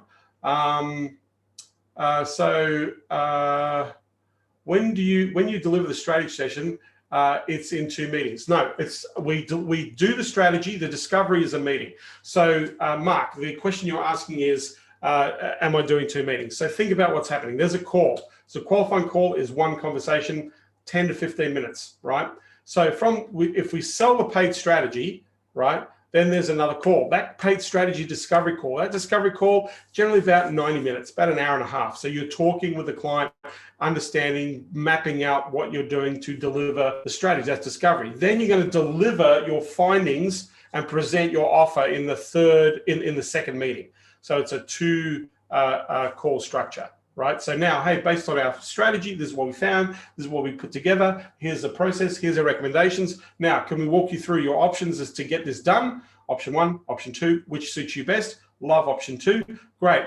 Let me walk you through what that looks like. Do you have any questions? Would you like to get that started now? And away you go, right? So to answer your question, yes, there are 2 meetings after the initial qualifying call. Right, that's for paid. If I wasn't doing paid strategy, then I would just it'll be a 2 call meeting, right? It'll be just have the appointment call to qualify, get some information. So hey, let's hop on a phone, let's solve that problem for you. Close on the second call, right? This way we're actually 3 touch points, right? And there's also indoctrination that happens in between. Somebody said they allocate a percentage of their investment fee to the original referrer as an incentive for more referrals. So yeah, the idea of acknowledging referrals. I don't pay for referrals. I don't pay. Generally, I have used that tactic. All I'm saying is acknowledge referrals. You don't need to allocate a percentage of revenue to pay your referrer. Just do something nice. Just say thank you. They're not looking for anything from you. They were happy to refer, right? So all you're doing is just saying thank you for being supportive. You don't need to give them a commission check, right? That just spoils the whole relationship, right? That will make them feel uncomfortable because that's an exchange that you have to say, well, if you refer a client, I'm going to give you a commission, right? You don't want to do that. Just be nice to people, right? Acknowledge people. That's all you need to do. Seasoning your email. So what does seasoning your email mean? When you open up a Gmail account, what you want to do is you want to start send some emails to people that you know and say, hey, can you reply to some of these emails so that Gmail sees that this is a legitimate email. It's actually being used for a legitimate purpose. If you start going cold email on a brand new email without seasoning it, without getting some traction on it, Google will shut it down, right? They'll know that this is being used for that it's it's a non-legitimate identity, right? Is what they would probably look at it as. Yeah. So you need to season the email, make it legit, right? I like to use Outlook rather than Gmail if I'm doing cold email, only because Gmail gets flagged a lot for cold email. So I tend to use Outlook, which is Microsoft's email platform. That doesn't tend to get flagged as much. That's one thing you do. Who do we reach out to in the middle to the top end to build those connections? You could be so most marketing directors of companies have budgets, budgets that they can sign off on. So bigger companies, let's say 50 million plus, the marketing director will probably have a $3 million budget that they can sign off on. So you can talk to the marketing director of bigger companies, right? They are a decision maker, right? If they can't sign off on a budget, then you need to talk to the person who can. That's the person you need to build a relationship with. Zero bounce or million verifier. Okay, so these are some softwares that you can use. Thanks, Rajesh. Process consistency, getting down to the qualified leads instead of shotgun. Yes. 25 to 100 people, easy to manage. LinkedIn is only good with B2B. You've answered that. You deliver strategy in 2 sessions. No. What is the most effective cold outreach approach for you and why? I'm going to answer that question, Mo. My effective outreach is to answer a problem, like say, hey, I'm noticing that this is what's going on. My favorite, okay, let's take one step back. My favorite outreach is to actually acknowledge them personally first. Like, do your homework on the person you're sending cold email to. Check out their LinkedIn page, check out their Facebook page, connect with them on Facebook, right? Find out what their interests are. And so I might find something personal on their LinkedIn profile or something to say to them first and acknowledge them for it. So let's say they're really big into charity, right? Or they help a particular charity. So, hey, just reaching out, I want to say, hey, I just want to acknowledge and commend you for supporting a great cause. I noticed that you're doing that. And then from there, I'll talk a little bit about, what we're doing or who we are or how we help as part of that messaging. There's so many different messages that you can send. I like my cold outreach to be very short and punchy. I want to keep it to like 3 sentences or 3 short paragraphs. I also like 9-word emails. My favorite cold outreach is, are you interested in this? That's my favorite. That's my number one go-to. Are you interested in getting your hands on this? Are you interested in getting some help with this? Are you interested in doing something about this, right? Just let me know, yes or no. That's probably the most powerful, Dean Jackson, the 9-word email. I've been using Dean's strategy for years and it works brilliantly. It's generated millions and millions of dollars worth of sales. So my favorite outreach is, are you interested? That's my favorite outreach. Yeah. The other thing also I want to say with emailing people, yesterday I talked about this. You want to, the reason, if you listen to my strategy at the beginning of this presentation, where I talked about how I would engage: Facebook, LinkedIn, email, three areas of engagement. If I can get a cell phone, I would text message them, right? If I get a cell phone, right? Messenger, I would communicate on Messenger. Yeah. So not just once, they would see my message 3 or 4 times. And then I would have my initial sequence would be 4 emails, 1 message per day. So thinking about that strategy, 4 messages, I would ping them 12 times in 4 days. 12 times in 4 days. Think about that, right? You'll see my name. You'll see this message from this person. You'll see it everywhere. You're going to open it, right? My whole idea is to get them to open it. So I want to try and engage them in multiple modalities, right? With a high ticket offer where the sales cycle is multiple weeks, how many more touch points are necessary? Grant, 20, 30, 100. It depends on as many as it takes. So if I think I'll map out the longest sales cycle client in this strategy that I've shared. So we think, okay, so we probably sent about 16 emails to this person. We rang them about 12 times. We spoke to them about 8 times. So what's that? So we've got 18, 16, 12 is 38. Another 8 phone contacts, 12, so 50, about 60 touch points to close a $250,000 deal. 60 touch points, yeah. But that's like phone calls, email, messaging, right? Conversations, back and forth on, having to perhaps answer questions or agreements. I mean, if I think about that, to close a $100,000 deal in a 4 to 6 week period is pretty good. It's pretty good. And by the way, I don't see $100,000. You might see it as a high ticket.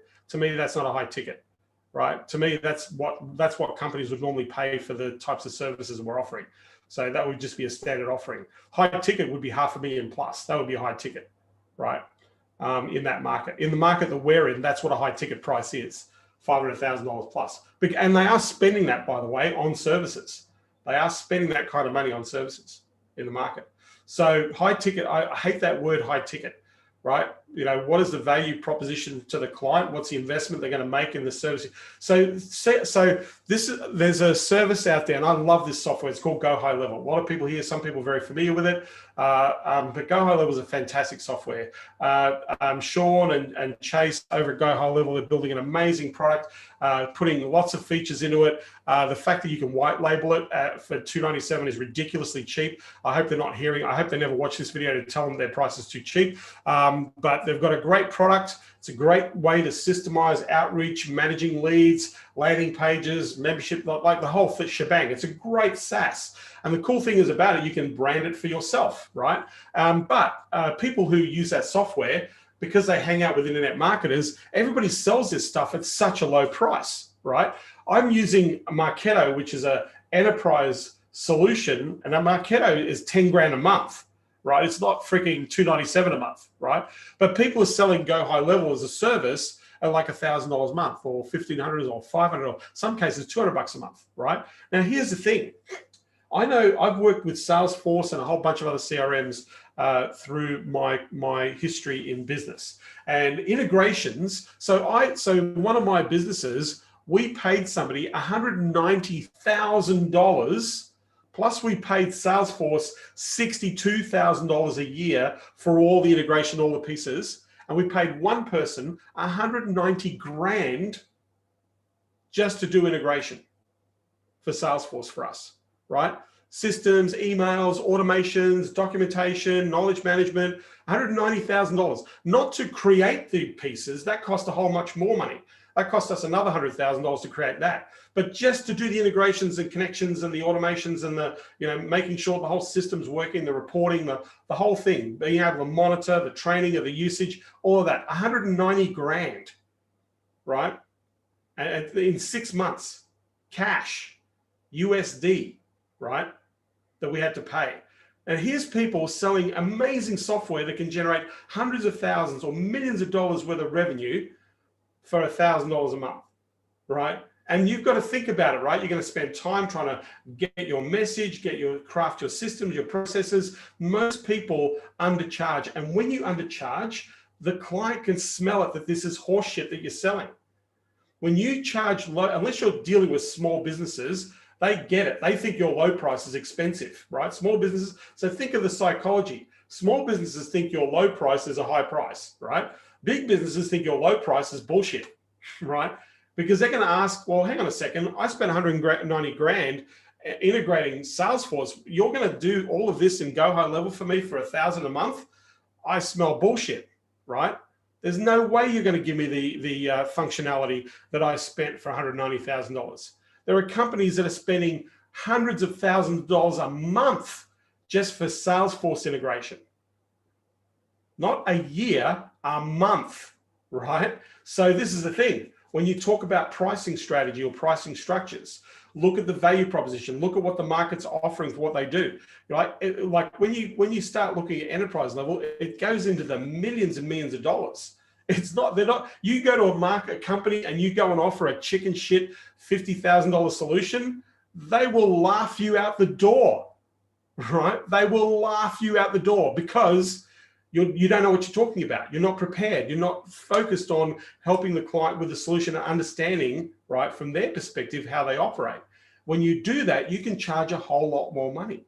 People are spending a ton more money, but it goes back to that very first thing that I keep talking about. Know your market, know your client, know your market, know the problems, right? Because they'll spend the money, they'll invest. They know what they've got to invest. They know they've got to get it done. Right? Companies spend millions right now. There's companies that I know that are spending $1 million a day on Facebook ads. $1 million a day, right, on Facebook ads. Yeah.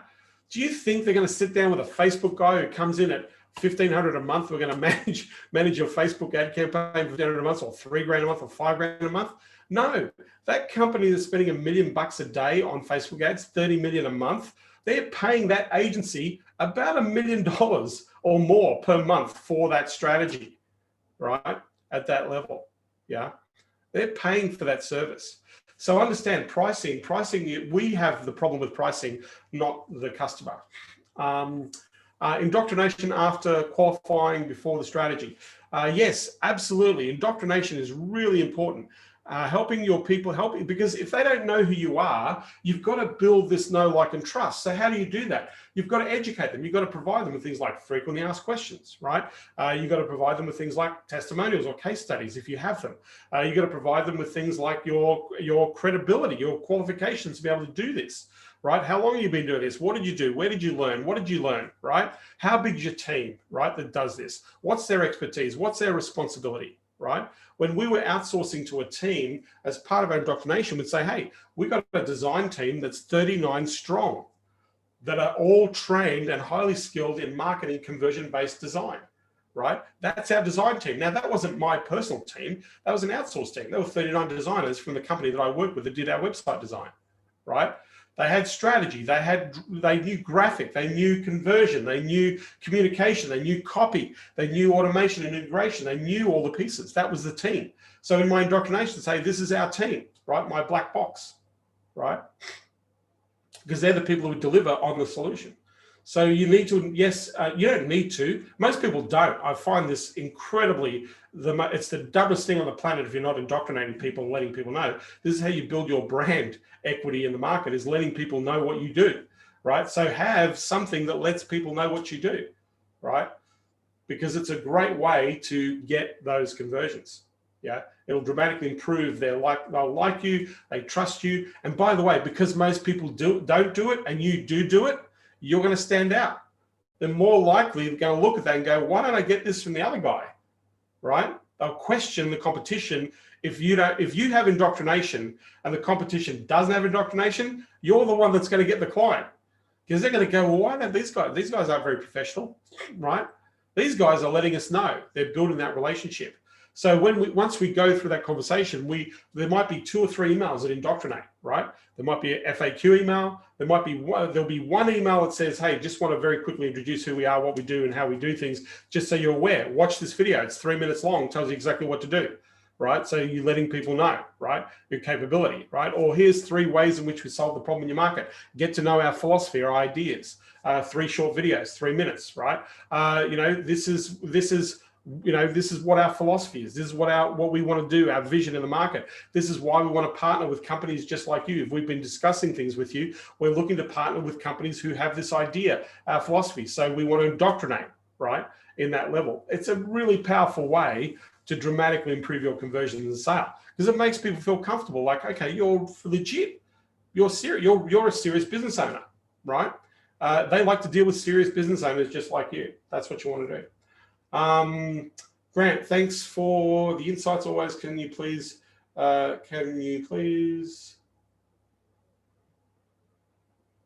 Grant, it depends on which one it is. If you are trying to get in the Clients Unleashed Facebook group, that is a paid. You've got to join Clients Unleashed to be able to get access, because that's where we hold all our trainings in units. So for those of you who haven't, go to clientsunleashed.com.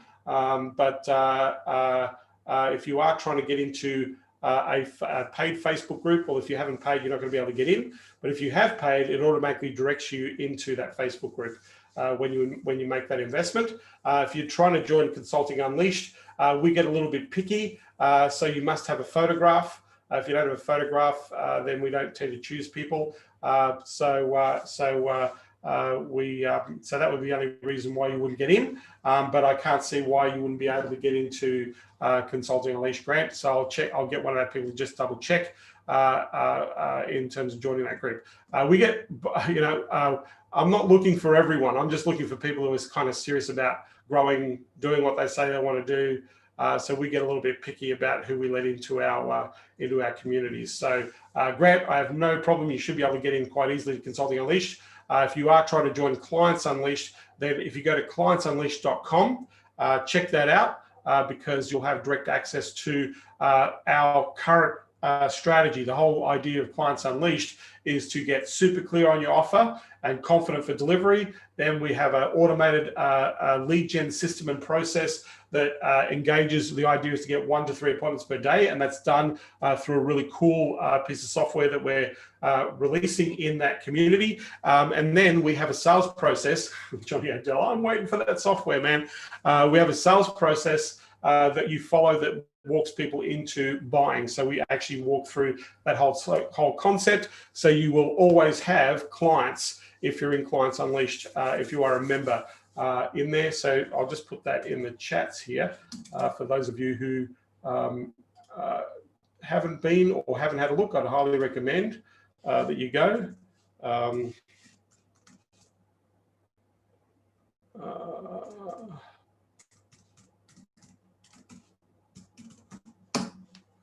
So Clients Unleashed there.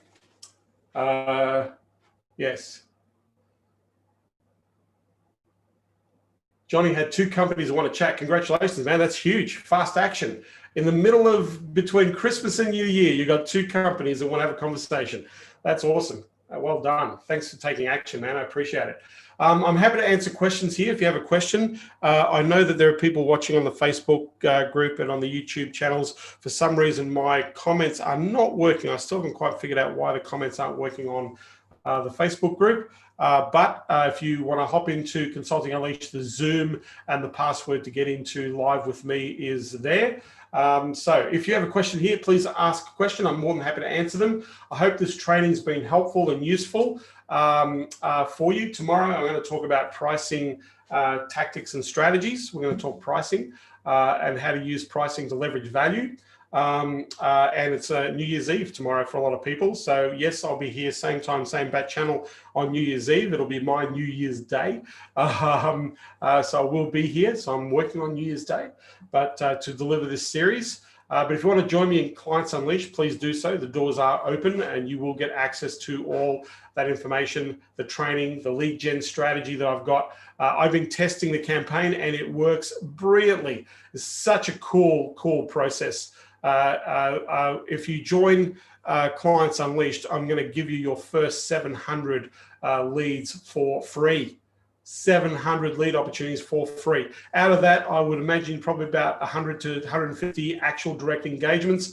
Out of 100 to 150 actual engagements, I would imagine you should be able to generate between up to about 15, 20 appointments just out of, that's free, right? So if you join Clients Unleashed, that's the sort of access you're going to get. It's really, really cool. I've been using the software and it is freaking amazing. So easy to use. Really good at managing tons of conversations and engagement. So this is where they're engaging you. You're not engaging them, right? As part of that process, it goes through a chat. And the idea is to get them to book in your calendar, book an appointment. And from there, you go through the triage process that I teach, the qualifying process. And from there, you do the sales pitch and close a deal. So that's what we're doing in Clients Unleashed. Yes, absolutely, Chris. Super targeted. Very. In fact, I'm amazed at how targeted you can get. They're really targeted leads. Yes. So if you want to join me in Clients Unleashed, make sure that you go to clientsunleashed.com and you can join me there. Any questions about what I've shared? Any questions about that perhaps you might need some help with in terms of your business? I can see a whole bunch of faces here and a whole bunch of tiles here on the Zooms out there. So Titus, good to see you here. Titus has joined. Appreciate you coming on board. Steve, good to see you here. Mo, Susan, Chris, Mark, Jamil, as always, you're always here. Jamil, good to see your face, mate. Eric Watts, who has also joined. Congratulations. Thanks for joining Clients Unleashed. Johnny's in there. Chris Lacey, Susan, Howard, good to have you here as always. So if you have a question, let me answer the question. Otherwise, I'm going to say thank you for being here. I will be here same time, same bat channel tomorrow. It is New Year's Eve for our American cousins. It'll be New Year's Day for some people, but I'll be here at same time, same bat channel for the next thing. Thanks, Mo. Appreciate it.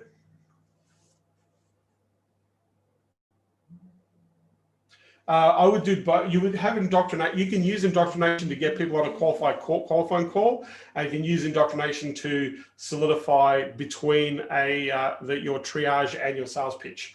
So yeah, that's what I would do. Yeah. So any other questions? Happy to answer any questions if you've got a question. Thanks, Howard. Happy New Year to you, mate. Have an awesome gig tomorrow night. Appreciate it, Eric, thank you. I always take away so much from you. Thanks, man. Thanks, Susan. I appreciate it. God bless you too. Happy New Year. Thank you. Awesome 2021. Let me tell you, 2021 in our world is going to be absolutely gigantic. In our world, 2021, if you really like, it is really time. If you're in the internet marketing, digital marketing agency space, it is your time. Let me tell you, there is so much business out there right now to be collected and generated, and it is waiting. There's not enough people. There's not enough people doing what we do in the market to cope with the amount of volume that people are requesting out there. And let me tell you, I know the demand is high in pretty much every major niche on the planet because the whole online thing has become very, very important due to the pandemic. So if you have no clients, you're not working. You're not doing what I'm suggesting you're doing. You're not engaging. If you're not engaging, then I would go and work for the companies that are hiring people, because there are plenty of companies that are hiring right now. And there's no shame in getting a job either, by the way. Entrepreneurialism is not for everyone. But if you're serious, I guarantee you, like all you people that have been hopping on these dailies, I really appreciate it. I know that you're learning and you're committed, and those that are joining me in Clients Unleashed, thank you. That's great. The real rubber hits the road when you apply. You want to get feedback. I had a conversation with somebody yesterday who, they tried cold calling, they hate cold calling, and they've had their messaging wrong, and they gave me all the reasons why agency didn't work for them, right? They gave me all the, it just doesn't work, or it didn't work for me, or I really didn't do this. And I said, great. So we understand what you didn't do, and we understand what didn't work, right? So what has to change was my question, right? One of his challenges was that he hated cold calling. I said, well, you don't have to cold call, right? You're just going to have to find another way to connect and build a connection, because you have to have a conversation with people, right? So he says, well, I would rather drive me. So, well, great. So what are you offering? Well, I don't have that. So what's going to be really hard to get somebody to connect or engage with you? You've got nothing to give them. There's no reason for them to do that. So the next obvious thing to do is give them something valuable. What could you give them that's valuable, right? Create a signature piece, one thing that is super valuable, super relevant, and ask people if they want it. If they want it, then you can engage people and say, what did you think about it?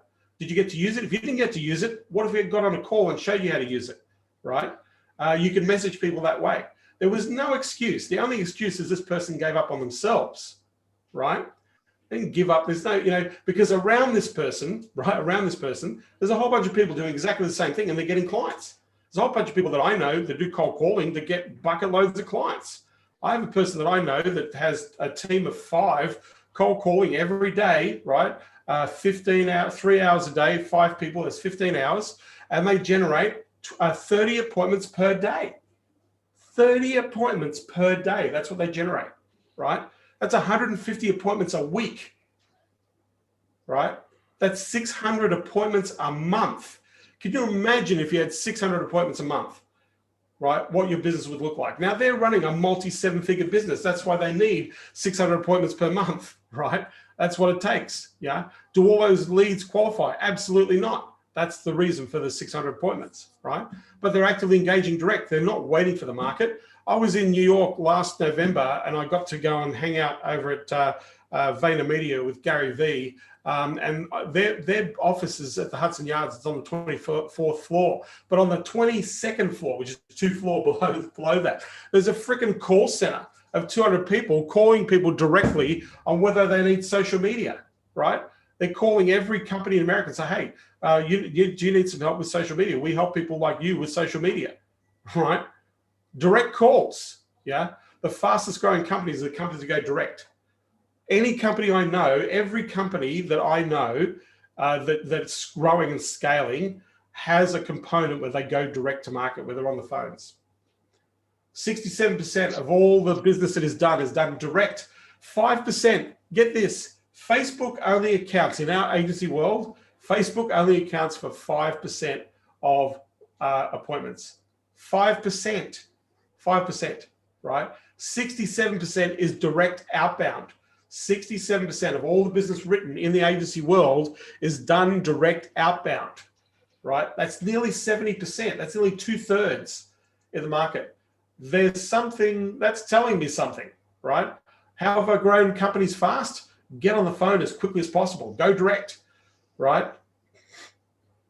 And if you can't go direct, hire a salesperson, hire an appointment setter. There's lots of great appointment setters. One of our consulting champions, we have a strategy that we actually give. In fact, something we're going to do with the Clients Unleashed, we'll give you appointment setters to set appointments for you. And you only pay them for the service they provide, right? So you're only going to incur a cost if you actually generate an appointment, right? So we're going to give you resources to be able to leverage. If that's not your thing, or you're reluctant, or you have fear, which a lot of people do, and it's not, it's not something that I like doing, but I've done it. I've done it many, many times. My partner and I, Interesting Clients Unleashed, we both have to join. Randy, no, just join. One of you join. If you're a partner in the same business, both just one. You'll both have access, right? You just need to let me know who your business partner is, and you'll both be able to have access, Randy. So if you go to Clients Unleashed, just join and let me know, and I will. Our team will invite that second person in to have access to the information. So thank you. So, any questions? I'm happy to answer one more question. Otherwise, I'm going to get off on this. I've got the weather's looking awesome out here. I actually want to go for a paddleboard, hit some waves. I understand that they're not too bad at the moment, so I feel like going for a bit of a paddleboard on New Year's Eve here in Australia. Any questions? Happy to answer any questions. If you are interested, Mo, only paying members. Mo, paying of Clients Unleashed. You have to be paying member of Clients Unleashed.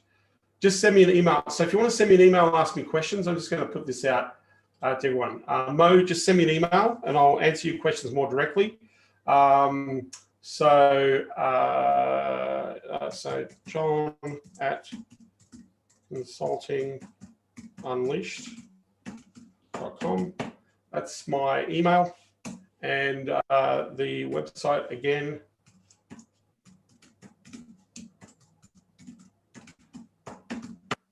is clientsunleashed.com. So yeah, only members, only paying members will have access to the software, the resources. I'm actually putting together the scripts. I'm giving you a ton of stuff in Clients Unleashed. The whole purpose of Clients Unleashed is just get clients. And there are only 3 things that you need to do to get clients. Be super clear about your offer and your delivery. Have a consistent process to generate leads, and I've taken care of that with the software that you'll be able to access.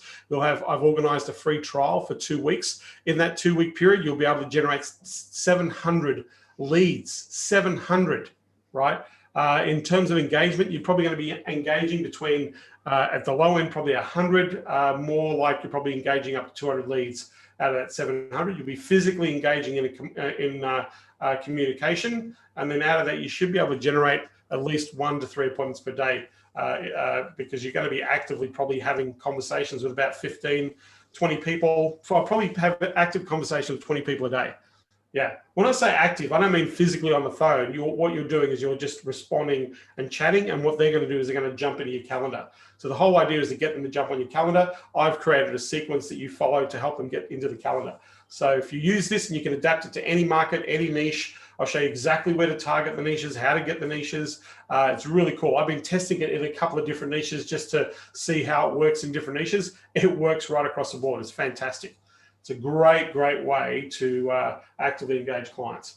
We'll be able to use this software with clients. Randy, absolutely. You will get access to the software in Clients Unleashed. Yeah.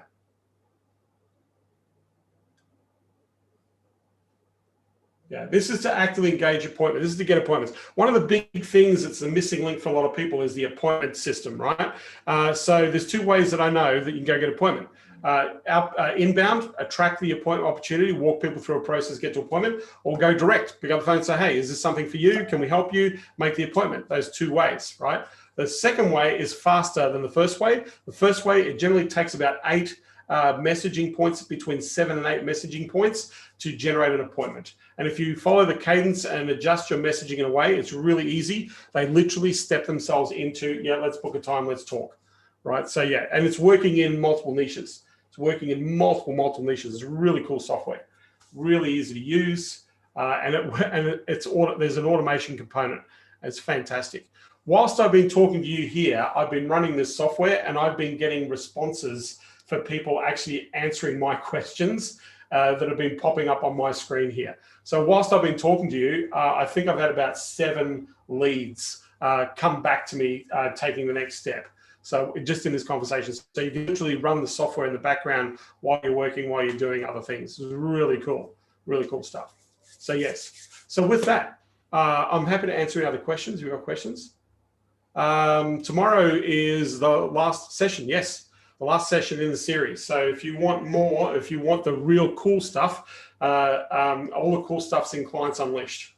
In Clients Unleashed, the clarity piece is really important. The deliverability piece is really important. So crafting that offer, there's a whole process I take you through. So when you walk through that process, you'll be able to look anybody in the eye and go, this is who we are. This is how we deliver. This is why you want to buy us, right? So you want to have that level of conviction right up front.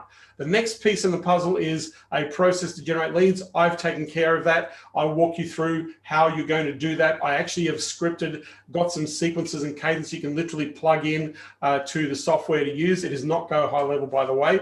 The software that you can use, so you can plug it in. That's the second piece. The idea is to fill your calendar with appointments. That's number 2, right? That's what we want, right? With people who are interested in what we have. And then I teach you how to do the qualifier, or what I call a disqualifier. So you've got the right person, you've got the money, you've got the time, you've got the decision maker, you've got the strategies of fit. All of that is taken care of in that triage process right up front. So you've got a qualified person who knows they're going to spend money with you. And then the sales process that I take you through, it's a 5-step process. If you follow this process through, it's pretty easy to convert a client. I've had people who've never done this, sat down, gone through the process, and the next day closed the deal first off the rank, right? So that's how well I've structured this particular sales process that I'm using. And you can literally, I use it we use it in our team. I teach it to our teams in our companies. I've teach it to our consulting champions. They use it very successfully. Our clients, agency, our leash people have been using it successfully to close deals. So yeah, it works. It works brilliantly if you follow through, and it makes selling hear me right now. Really easy. Makes selling really easy. Yes, I can hear. Who's that? Do you want to respond to anything? Who's that? Somebody's got their microphone unmuted. Is that you, Randy? I guess it was. It didn't mean to. Yeah. If you got a direct question you want to ask me, I'm happy to answer the question. Okay, well, I can. We've got a lot of work using high level, all kinds of campaigns built and automations. Will this software allow us to coordinate with high level? I'm not sure. The software is a system unto itself. Okay. You can easily zap all the leads into high level easily. Okay, that's what I was wondering, because obviously I want to run them through my automations. You can absolutely zap. I'm sure you'll be able to zap the leads into. Yes, if your high level is integrated with your Facebook, absolutely you can. Okay. And does Like it require LinkedIn to do this? No, we're not using LinkedIn to do this at all. We're not using LinkedIn at all. This is a whole different strategy. Very, very cool. Very cool. Okay. Yeah, I love it. You'll love Okay. it. When you see it, when I release this, I'm going to be releasing this probably about next week, middle of next week, because I'm just working on some sequences and some communications I'm going to release to the members of Clients Unleashed. When people see it, like, it is so simple. It's such a cool piece of software. The founder of this company has done an amazing job, and it's just such a natural way, like it's set up in such a way that it's acting like a human, right? So the software acts like as if you were the person doing the conversation, the connection, and the whole thing. So it's pretty cool. Okay. So, yes. Can I ask you another question? Yes. Okay. I work. Well, we've got a program. We work with Carl Bryan. Do you know Carl? Yes, I know Carl Bryan. Okay, so you know what he's doing and what the program is I'm working with then. Yep. Okay, so we've got ourselves and a couple of other coaches that we train, but I'm not worrying about them now. This is for me. I'm 68, so I'm looking at, I'm wanting to go out in style, so to speak. So you know what I'm looking. So obviously I've got a program that works with, small, medium-sized businesses, and I'm coaching them to generate, revenue, and I have a promise and a guarantee and everything.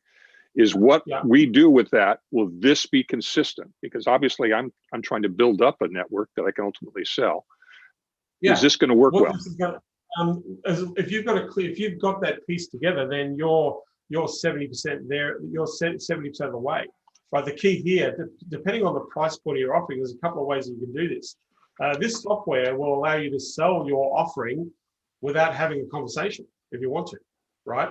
So you can, depending on what the value proposition is, you could sell without even picking up the phone and talking to anybody, without even an appointment, right? So if you're selling something at that $3 to $5 grand range, you don't have to have a conversation. You can allow the automation to do the selling for you, right?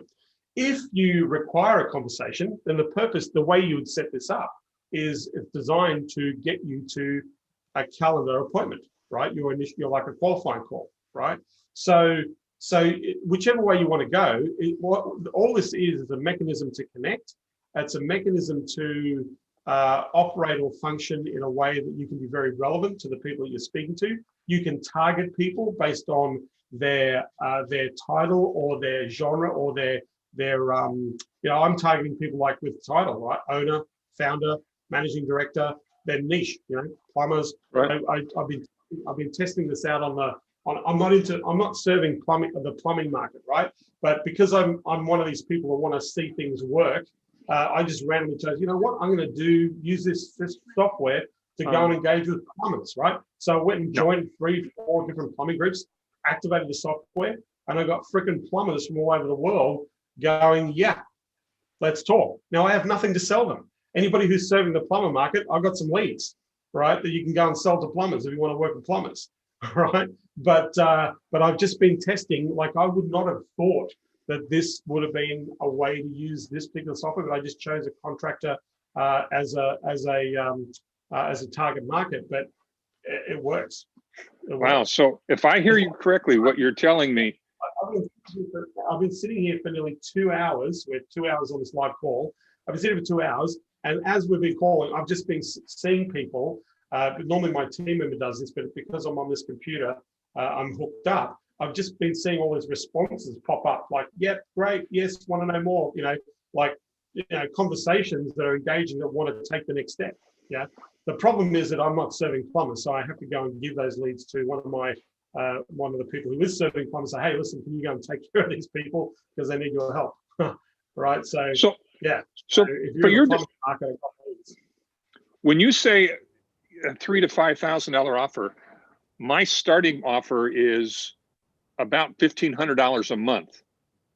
Yeah. So would you call that a $15,000 offer or a $15,000 offer?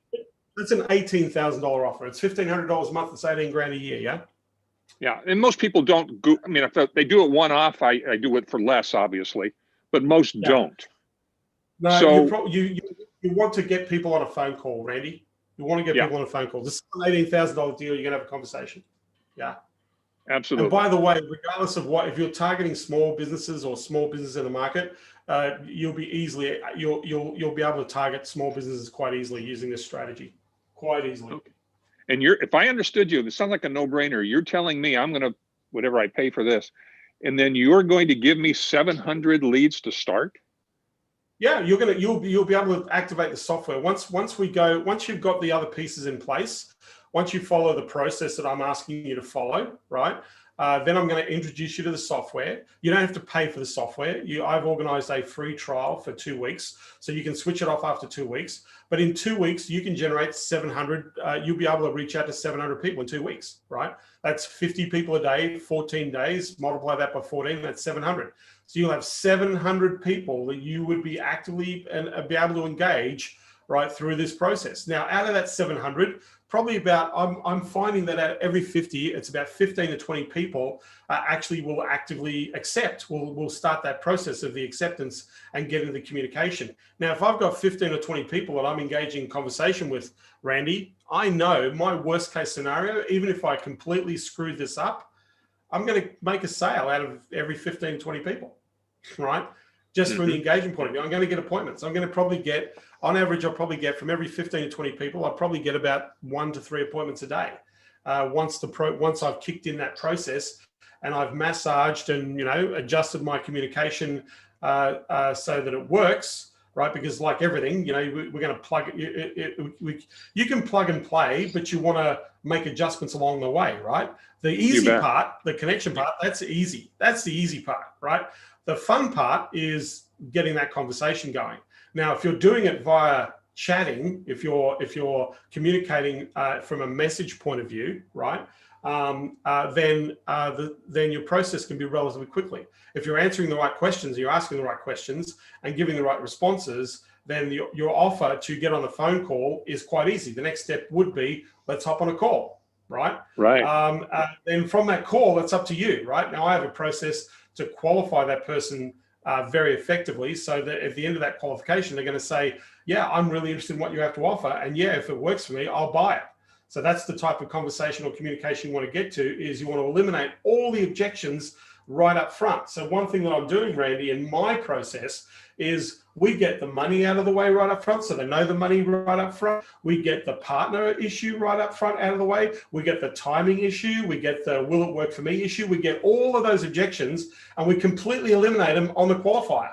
So that when you go to present your solution, they're saying, I'm seriously considering starting this. If you help me to benefit from this thing that you're talking about benefiting from, Randy, then let's go. You've got you're 80% of the way. If you follow the process, if you're doing a presentation for a pitch for a sale, you've 80% of the work is already done before you got there. That last 20% is going to be up to you. You're either going to help them buy or you're going to tell them, no, I'm the wrong person. This is the wrong offer, right? So it's going to be up to you. So the process that I advocate, or the one that I have been teaching for a number of years, right, is we want a person that wants to buy. We don't want a person that's considering buying.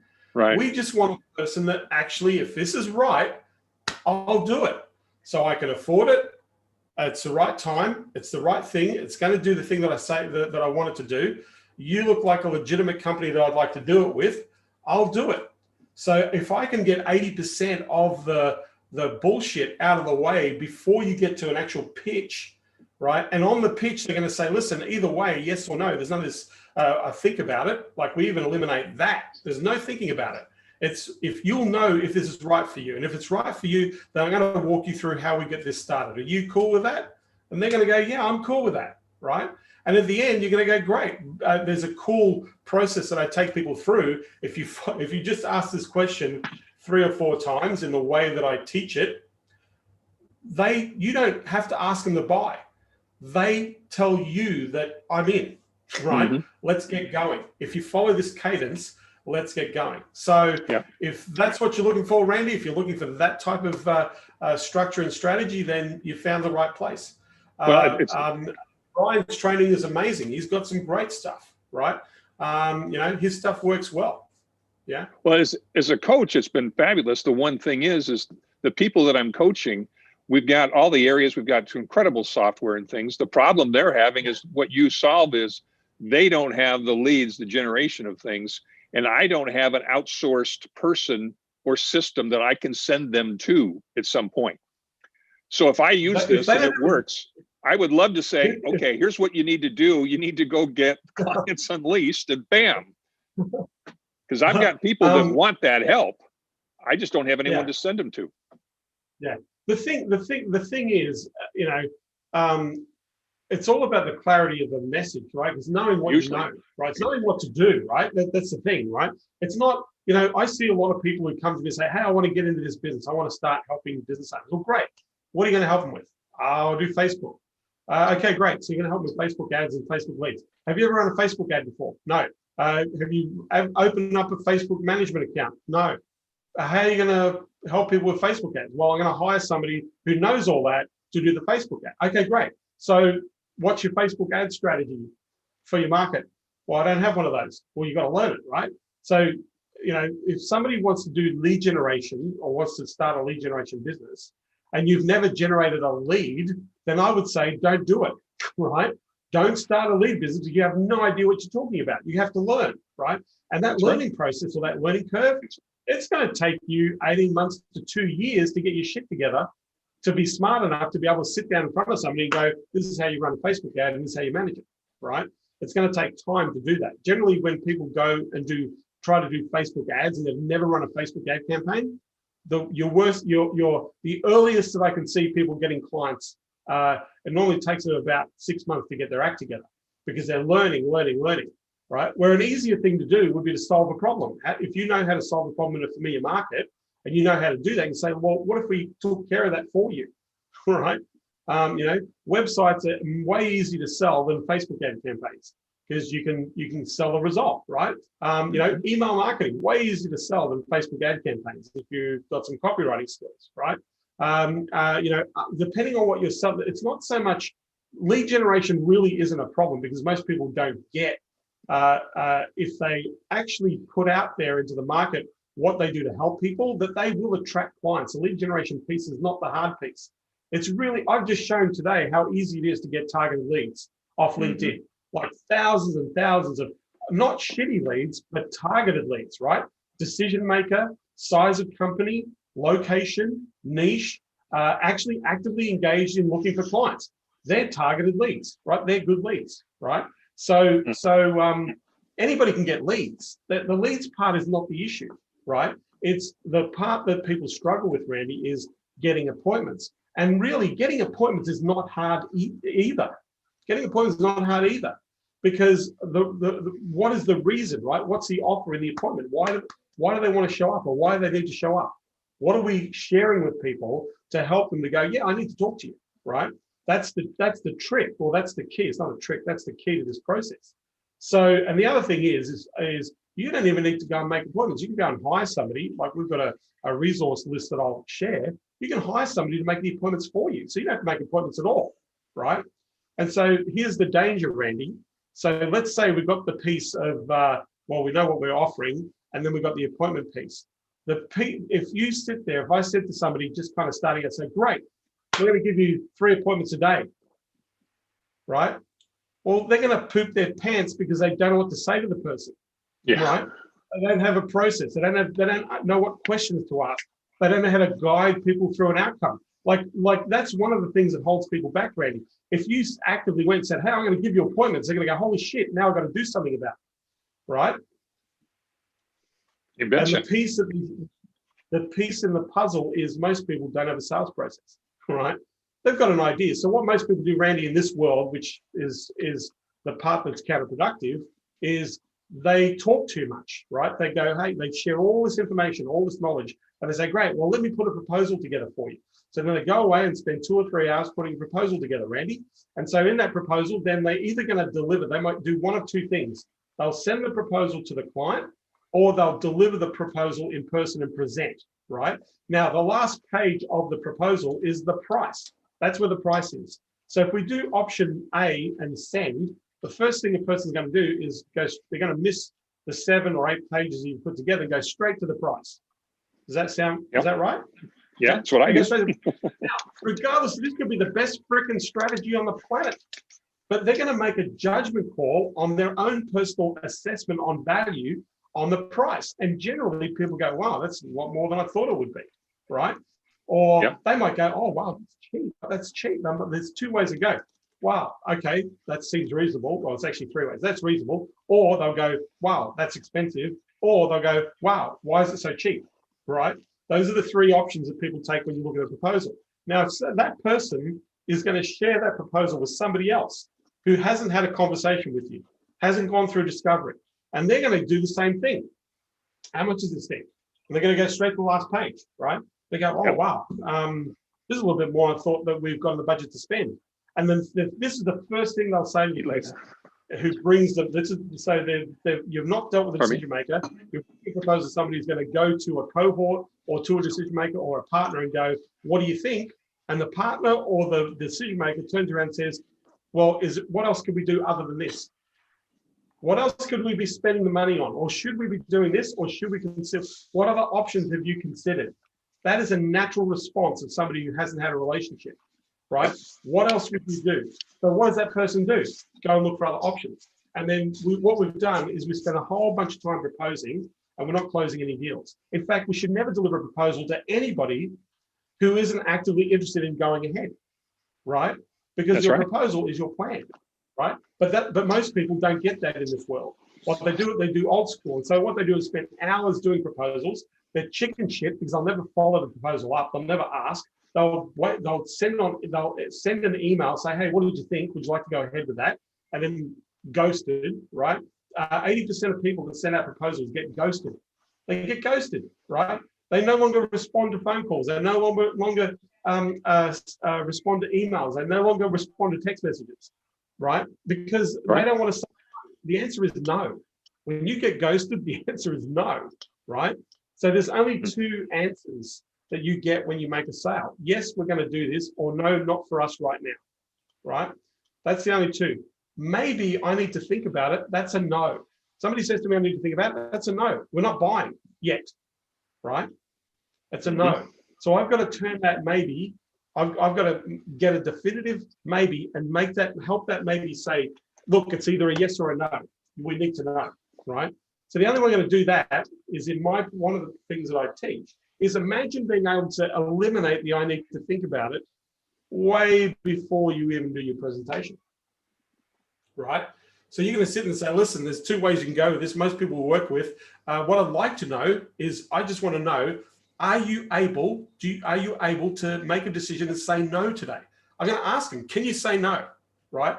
Before I do the presentation, before I get to a pitch, even in the qualifying call, look, I'm going to ask you right now, because we're going to be presenting a solution and a plan for you, is that when we come and sit down, that you can actually say no. Are you okay with that? They go, yep, I can say no. So great. So based on what we talk about here and what we present, alternatively, if you like what we've got, is it okay if I show you how we get started and work together? Are you okay with that? They go, yeah. And then I'll anchor it by saying, listen, the people who get the best results are the people that make decisions. I just want to say thank you for being able to say no, or this is the right thing for you to go ahead. So I appreciate that you're going to make that decision. So now at the end of the presentation, we get to the part where we're asking them, we don't need to do anything, right? We're walking through the pro. What do you think we should do? They're either going to say, no, this is not for me, or they're going to go, yeah, we should do this, right? So there's no, I need to think about it. There's no following up freaking proposals that never get read or that are price options. If those people who are watching this or listening to this anywhere on the interwebs, if you do proposals, take the price off the last page, put the price in the first paragraph on page 1.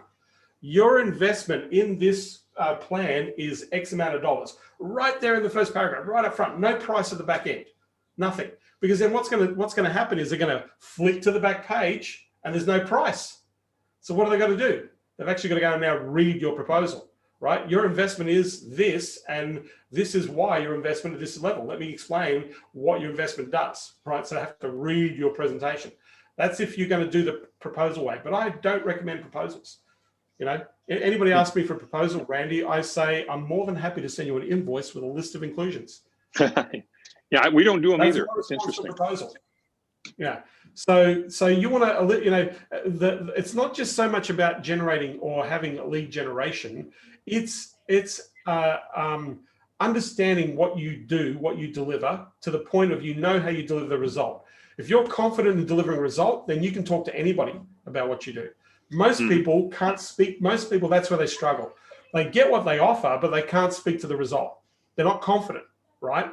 And they don't own it. And if you don't own it, if you're not excited about it, right, it ain't going to happen, right? You're going to convey that message and you're going to put doubt in the mind of the person you're speaking to. So you have to own it first. And that's what we try and do, is get people to own it first, right? And be very clear. And you can sit down with anybody and say, this is what's going on. This is the framework that actually solves that problem. And this is the outcome that will occur if you solve that problem, right? And so what do you want to do? Do you want to, you know, if we keep having that problem, what's the impact? What's the cost? Are you happy to accept the cost? Or would you like this thing that does this thing that gives that outcome? Which would you prefer? Well, I'd like the thing with the outcome. Well, let's talk about that, right? It's really easy, but it's allowing people to have a very simple framework so that the person who's listening or accepting this information can go, yeah, that makes sense. That works for me, right? Yep. And that's the whole deal. So lead generation, that piece of lead generation, yeah, it's an important piece. But if you're not 100% confident in the outset of the delivery, then you can have all the appointments you want in the world, but you're just going to cock it up and you're going to piss a lot of people off, right? So you've got to be super clear, and then you've got to have that communication and engagement process where 80% of, and if somebody, so if I'm talking to everybody, not just you, Randy, and Randy, thank you for asking the question, and thank you for bringing this up, because this is something that really happens quite a lot with a lot of. So here's the thing. I find that in the engagement, you know, when we're engaging with people, if somebody gets to the stage of accepting a presentation, like a presentation where you're going to make an offer, right? If somebody gets to that stage, that means they're going to invest 45 minutes to an hour of their time, their personal time, which is important, right?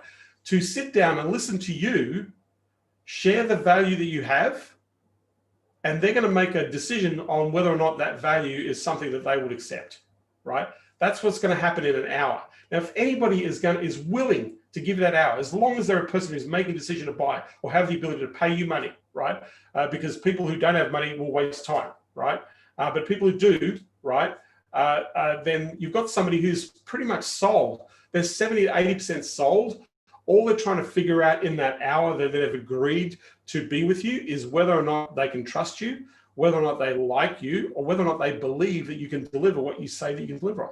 That's 20% of the deal, right? 80% they've already sold. So we, and this is what most people do, this is where we screw it up. Most of the time, we screw it up because we put the doubt in the mind of the client. We don't own our price. We don't have conviction in our price. We don't have a conviction in the delivery. We don't have conviction. You know, we don't have that solid, hey, I'm here to help. This is what we do. You know, this is what we're about, right? Let's help you. Yeah. If they don't have that, then you will unconvince the client, say, well, this is not for us, right? But then the next guy that comes along presents the same solution. Maybe he's a little bit more expensive. Maybe he's a little bit cheaper, but he does have conviction. They're going to buy off that guy, right? Now, whether he can or he can't or he will or he doesn't, that's irrelevant. But know this, that when somebody accepts 1 hour, a time of 1 hour with you, that's an hour of their life. That's big, right? That's important. Remember, they're running businesses, they're running companies. It's an hour of their time they're dedicating to you.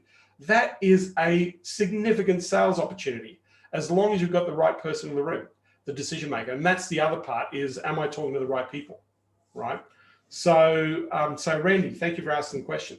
But yeah, the lead gen thing is it's just a process, right? It's a process and a piece in the puzzle. And we have a mechanism, or I've found a mechanism that works. I've negotiated a two-week trial. That 2 weeks allows you to have 700 opportunities. Out of 700, I would imagine you would have, right now I'm experiencing, because I've been testing it, I've got about 300 conversations going, right? I've already had 7 appointments set in the middle of freaking Christmas and New Year. Look at that, right? So yeah, it kind of works. So thank you for asking the questions, Randy. I appreciate it. It's a range, Howard. You'll find that out in Clients Unleashed. It's a range. Yeah. Yeah, it's not my fault, but it is a range. And it's super affordable, super affordable. Yeah, negligible. But yeah, there's different levels and different functionalities. But it's pretty reasonable. It's ridiculously cheap. Yeah. So any other questions? I'm happy to answer questions. I've gone a little bit long today, 2 hours. For those of you who are New Year, Happy New Year. I'll see you in 2021 tomorrow. For those of you in the United States, your New Year's Eve is tomorrow. I will be here 4 p.m. PST LA time for those who do want to show up. But if I don't get the opportunity to speak to you, jump into Clients Unleashed. I'm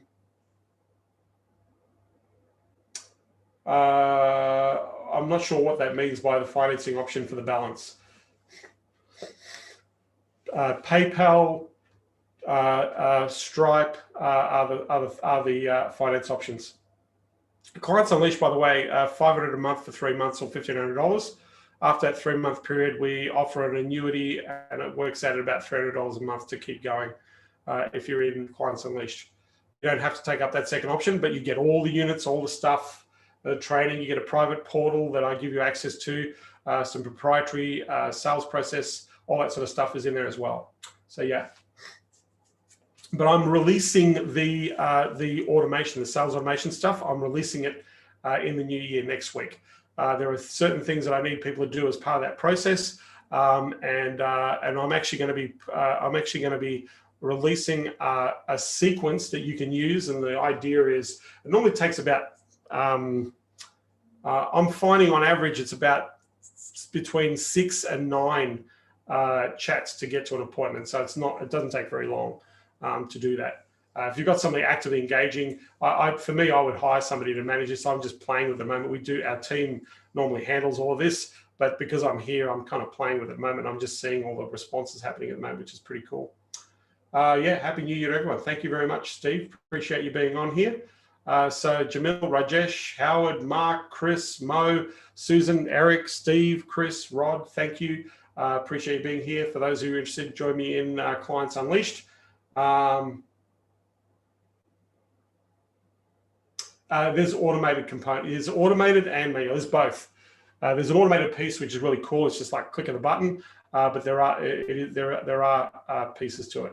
So yeah, but yeah, it's really cool. Yeah, I wouldn't be too concerned with it. You'll have fun when you see it. It's a blast.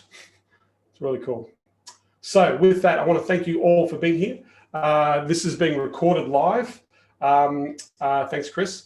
And it's on our Consulting Unleashed Facebook group. Otherwise, you'll see it on the YouTubes if you want to rewatch it. I think I covered a lot of ground here today. I hope this has been helpful and useful if you go and look through your notes.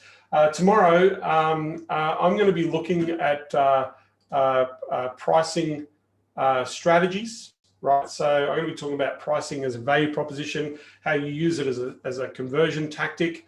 And I might get some time to talk about pitching and closing.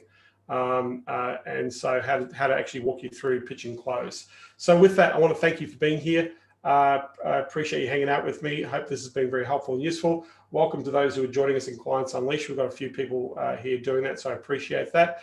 Really looking forward to rolling all this out. There's a lot of modules already in there, stuff that you can do straight away, lots of access to resources. But like I said, the 3 key pieces: clarity, delivery, confidence, then the lead management into an appointment, and then all the way through to being able to sell and convert very easily using our step-by-step process. So with that, I want to thank you for being here. I look forward to seeing you same time, same bat channel.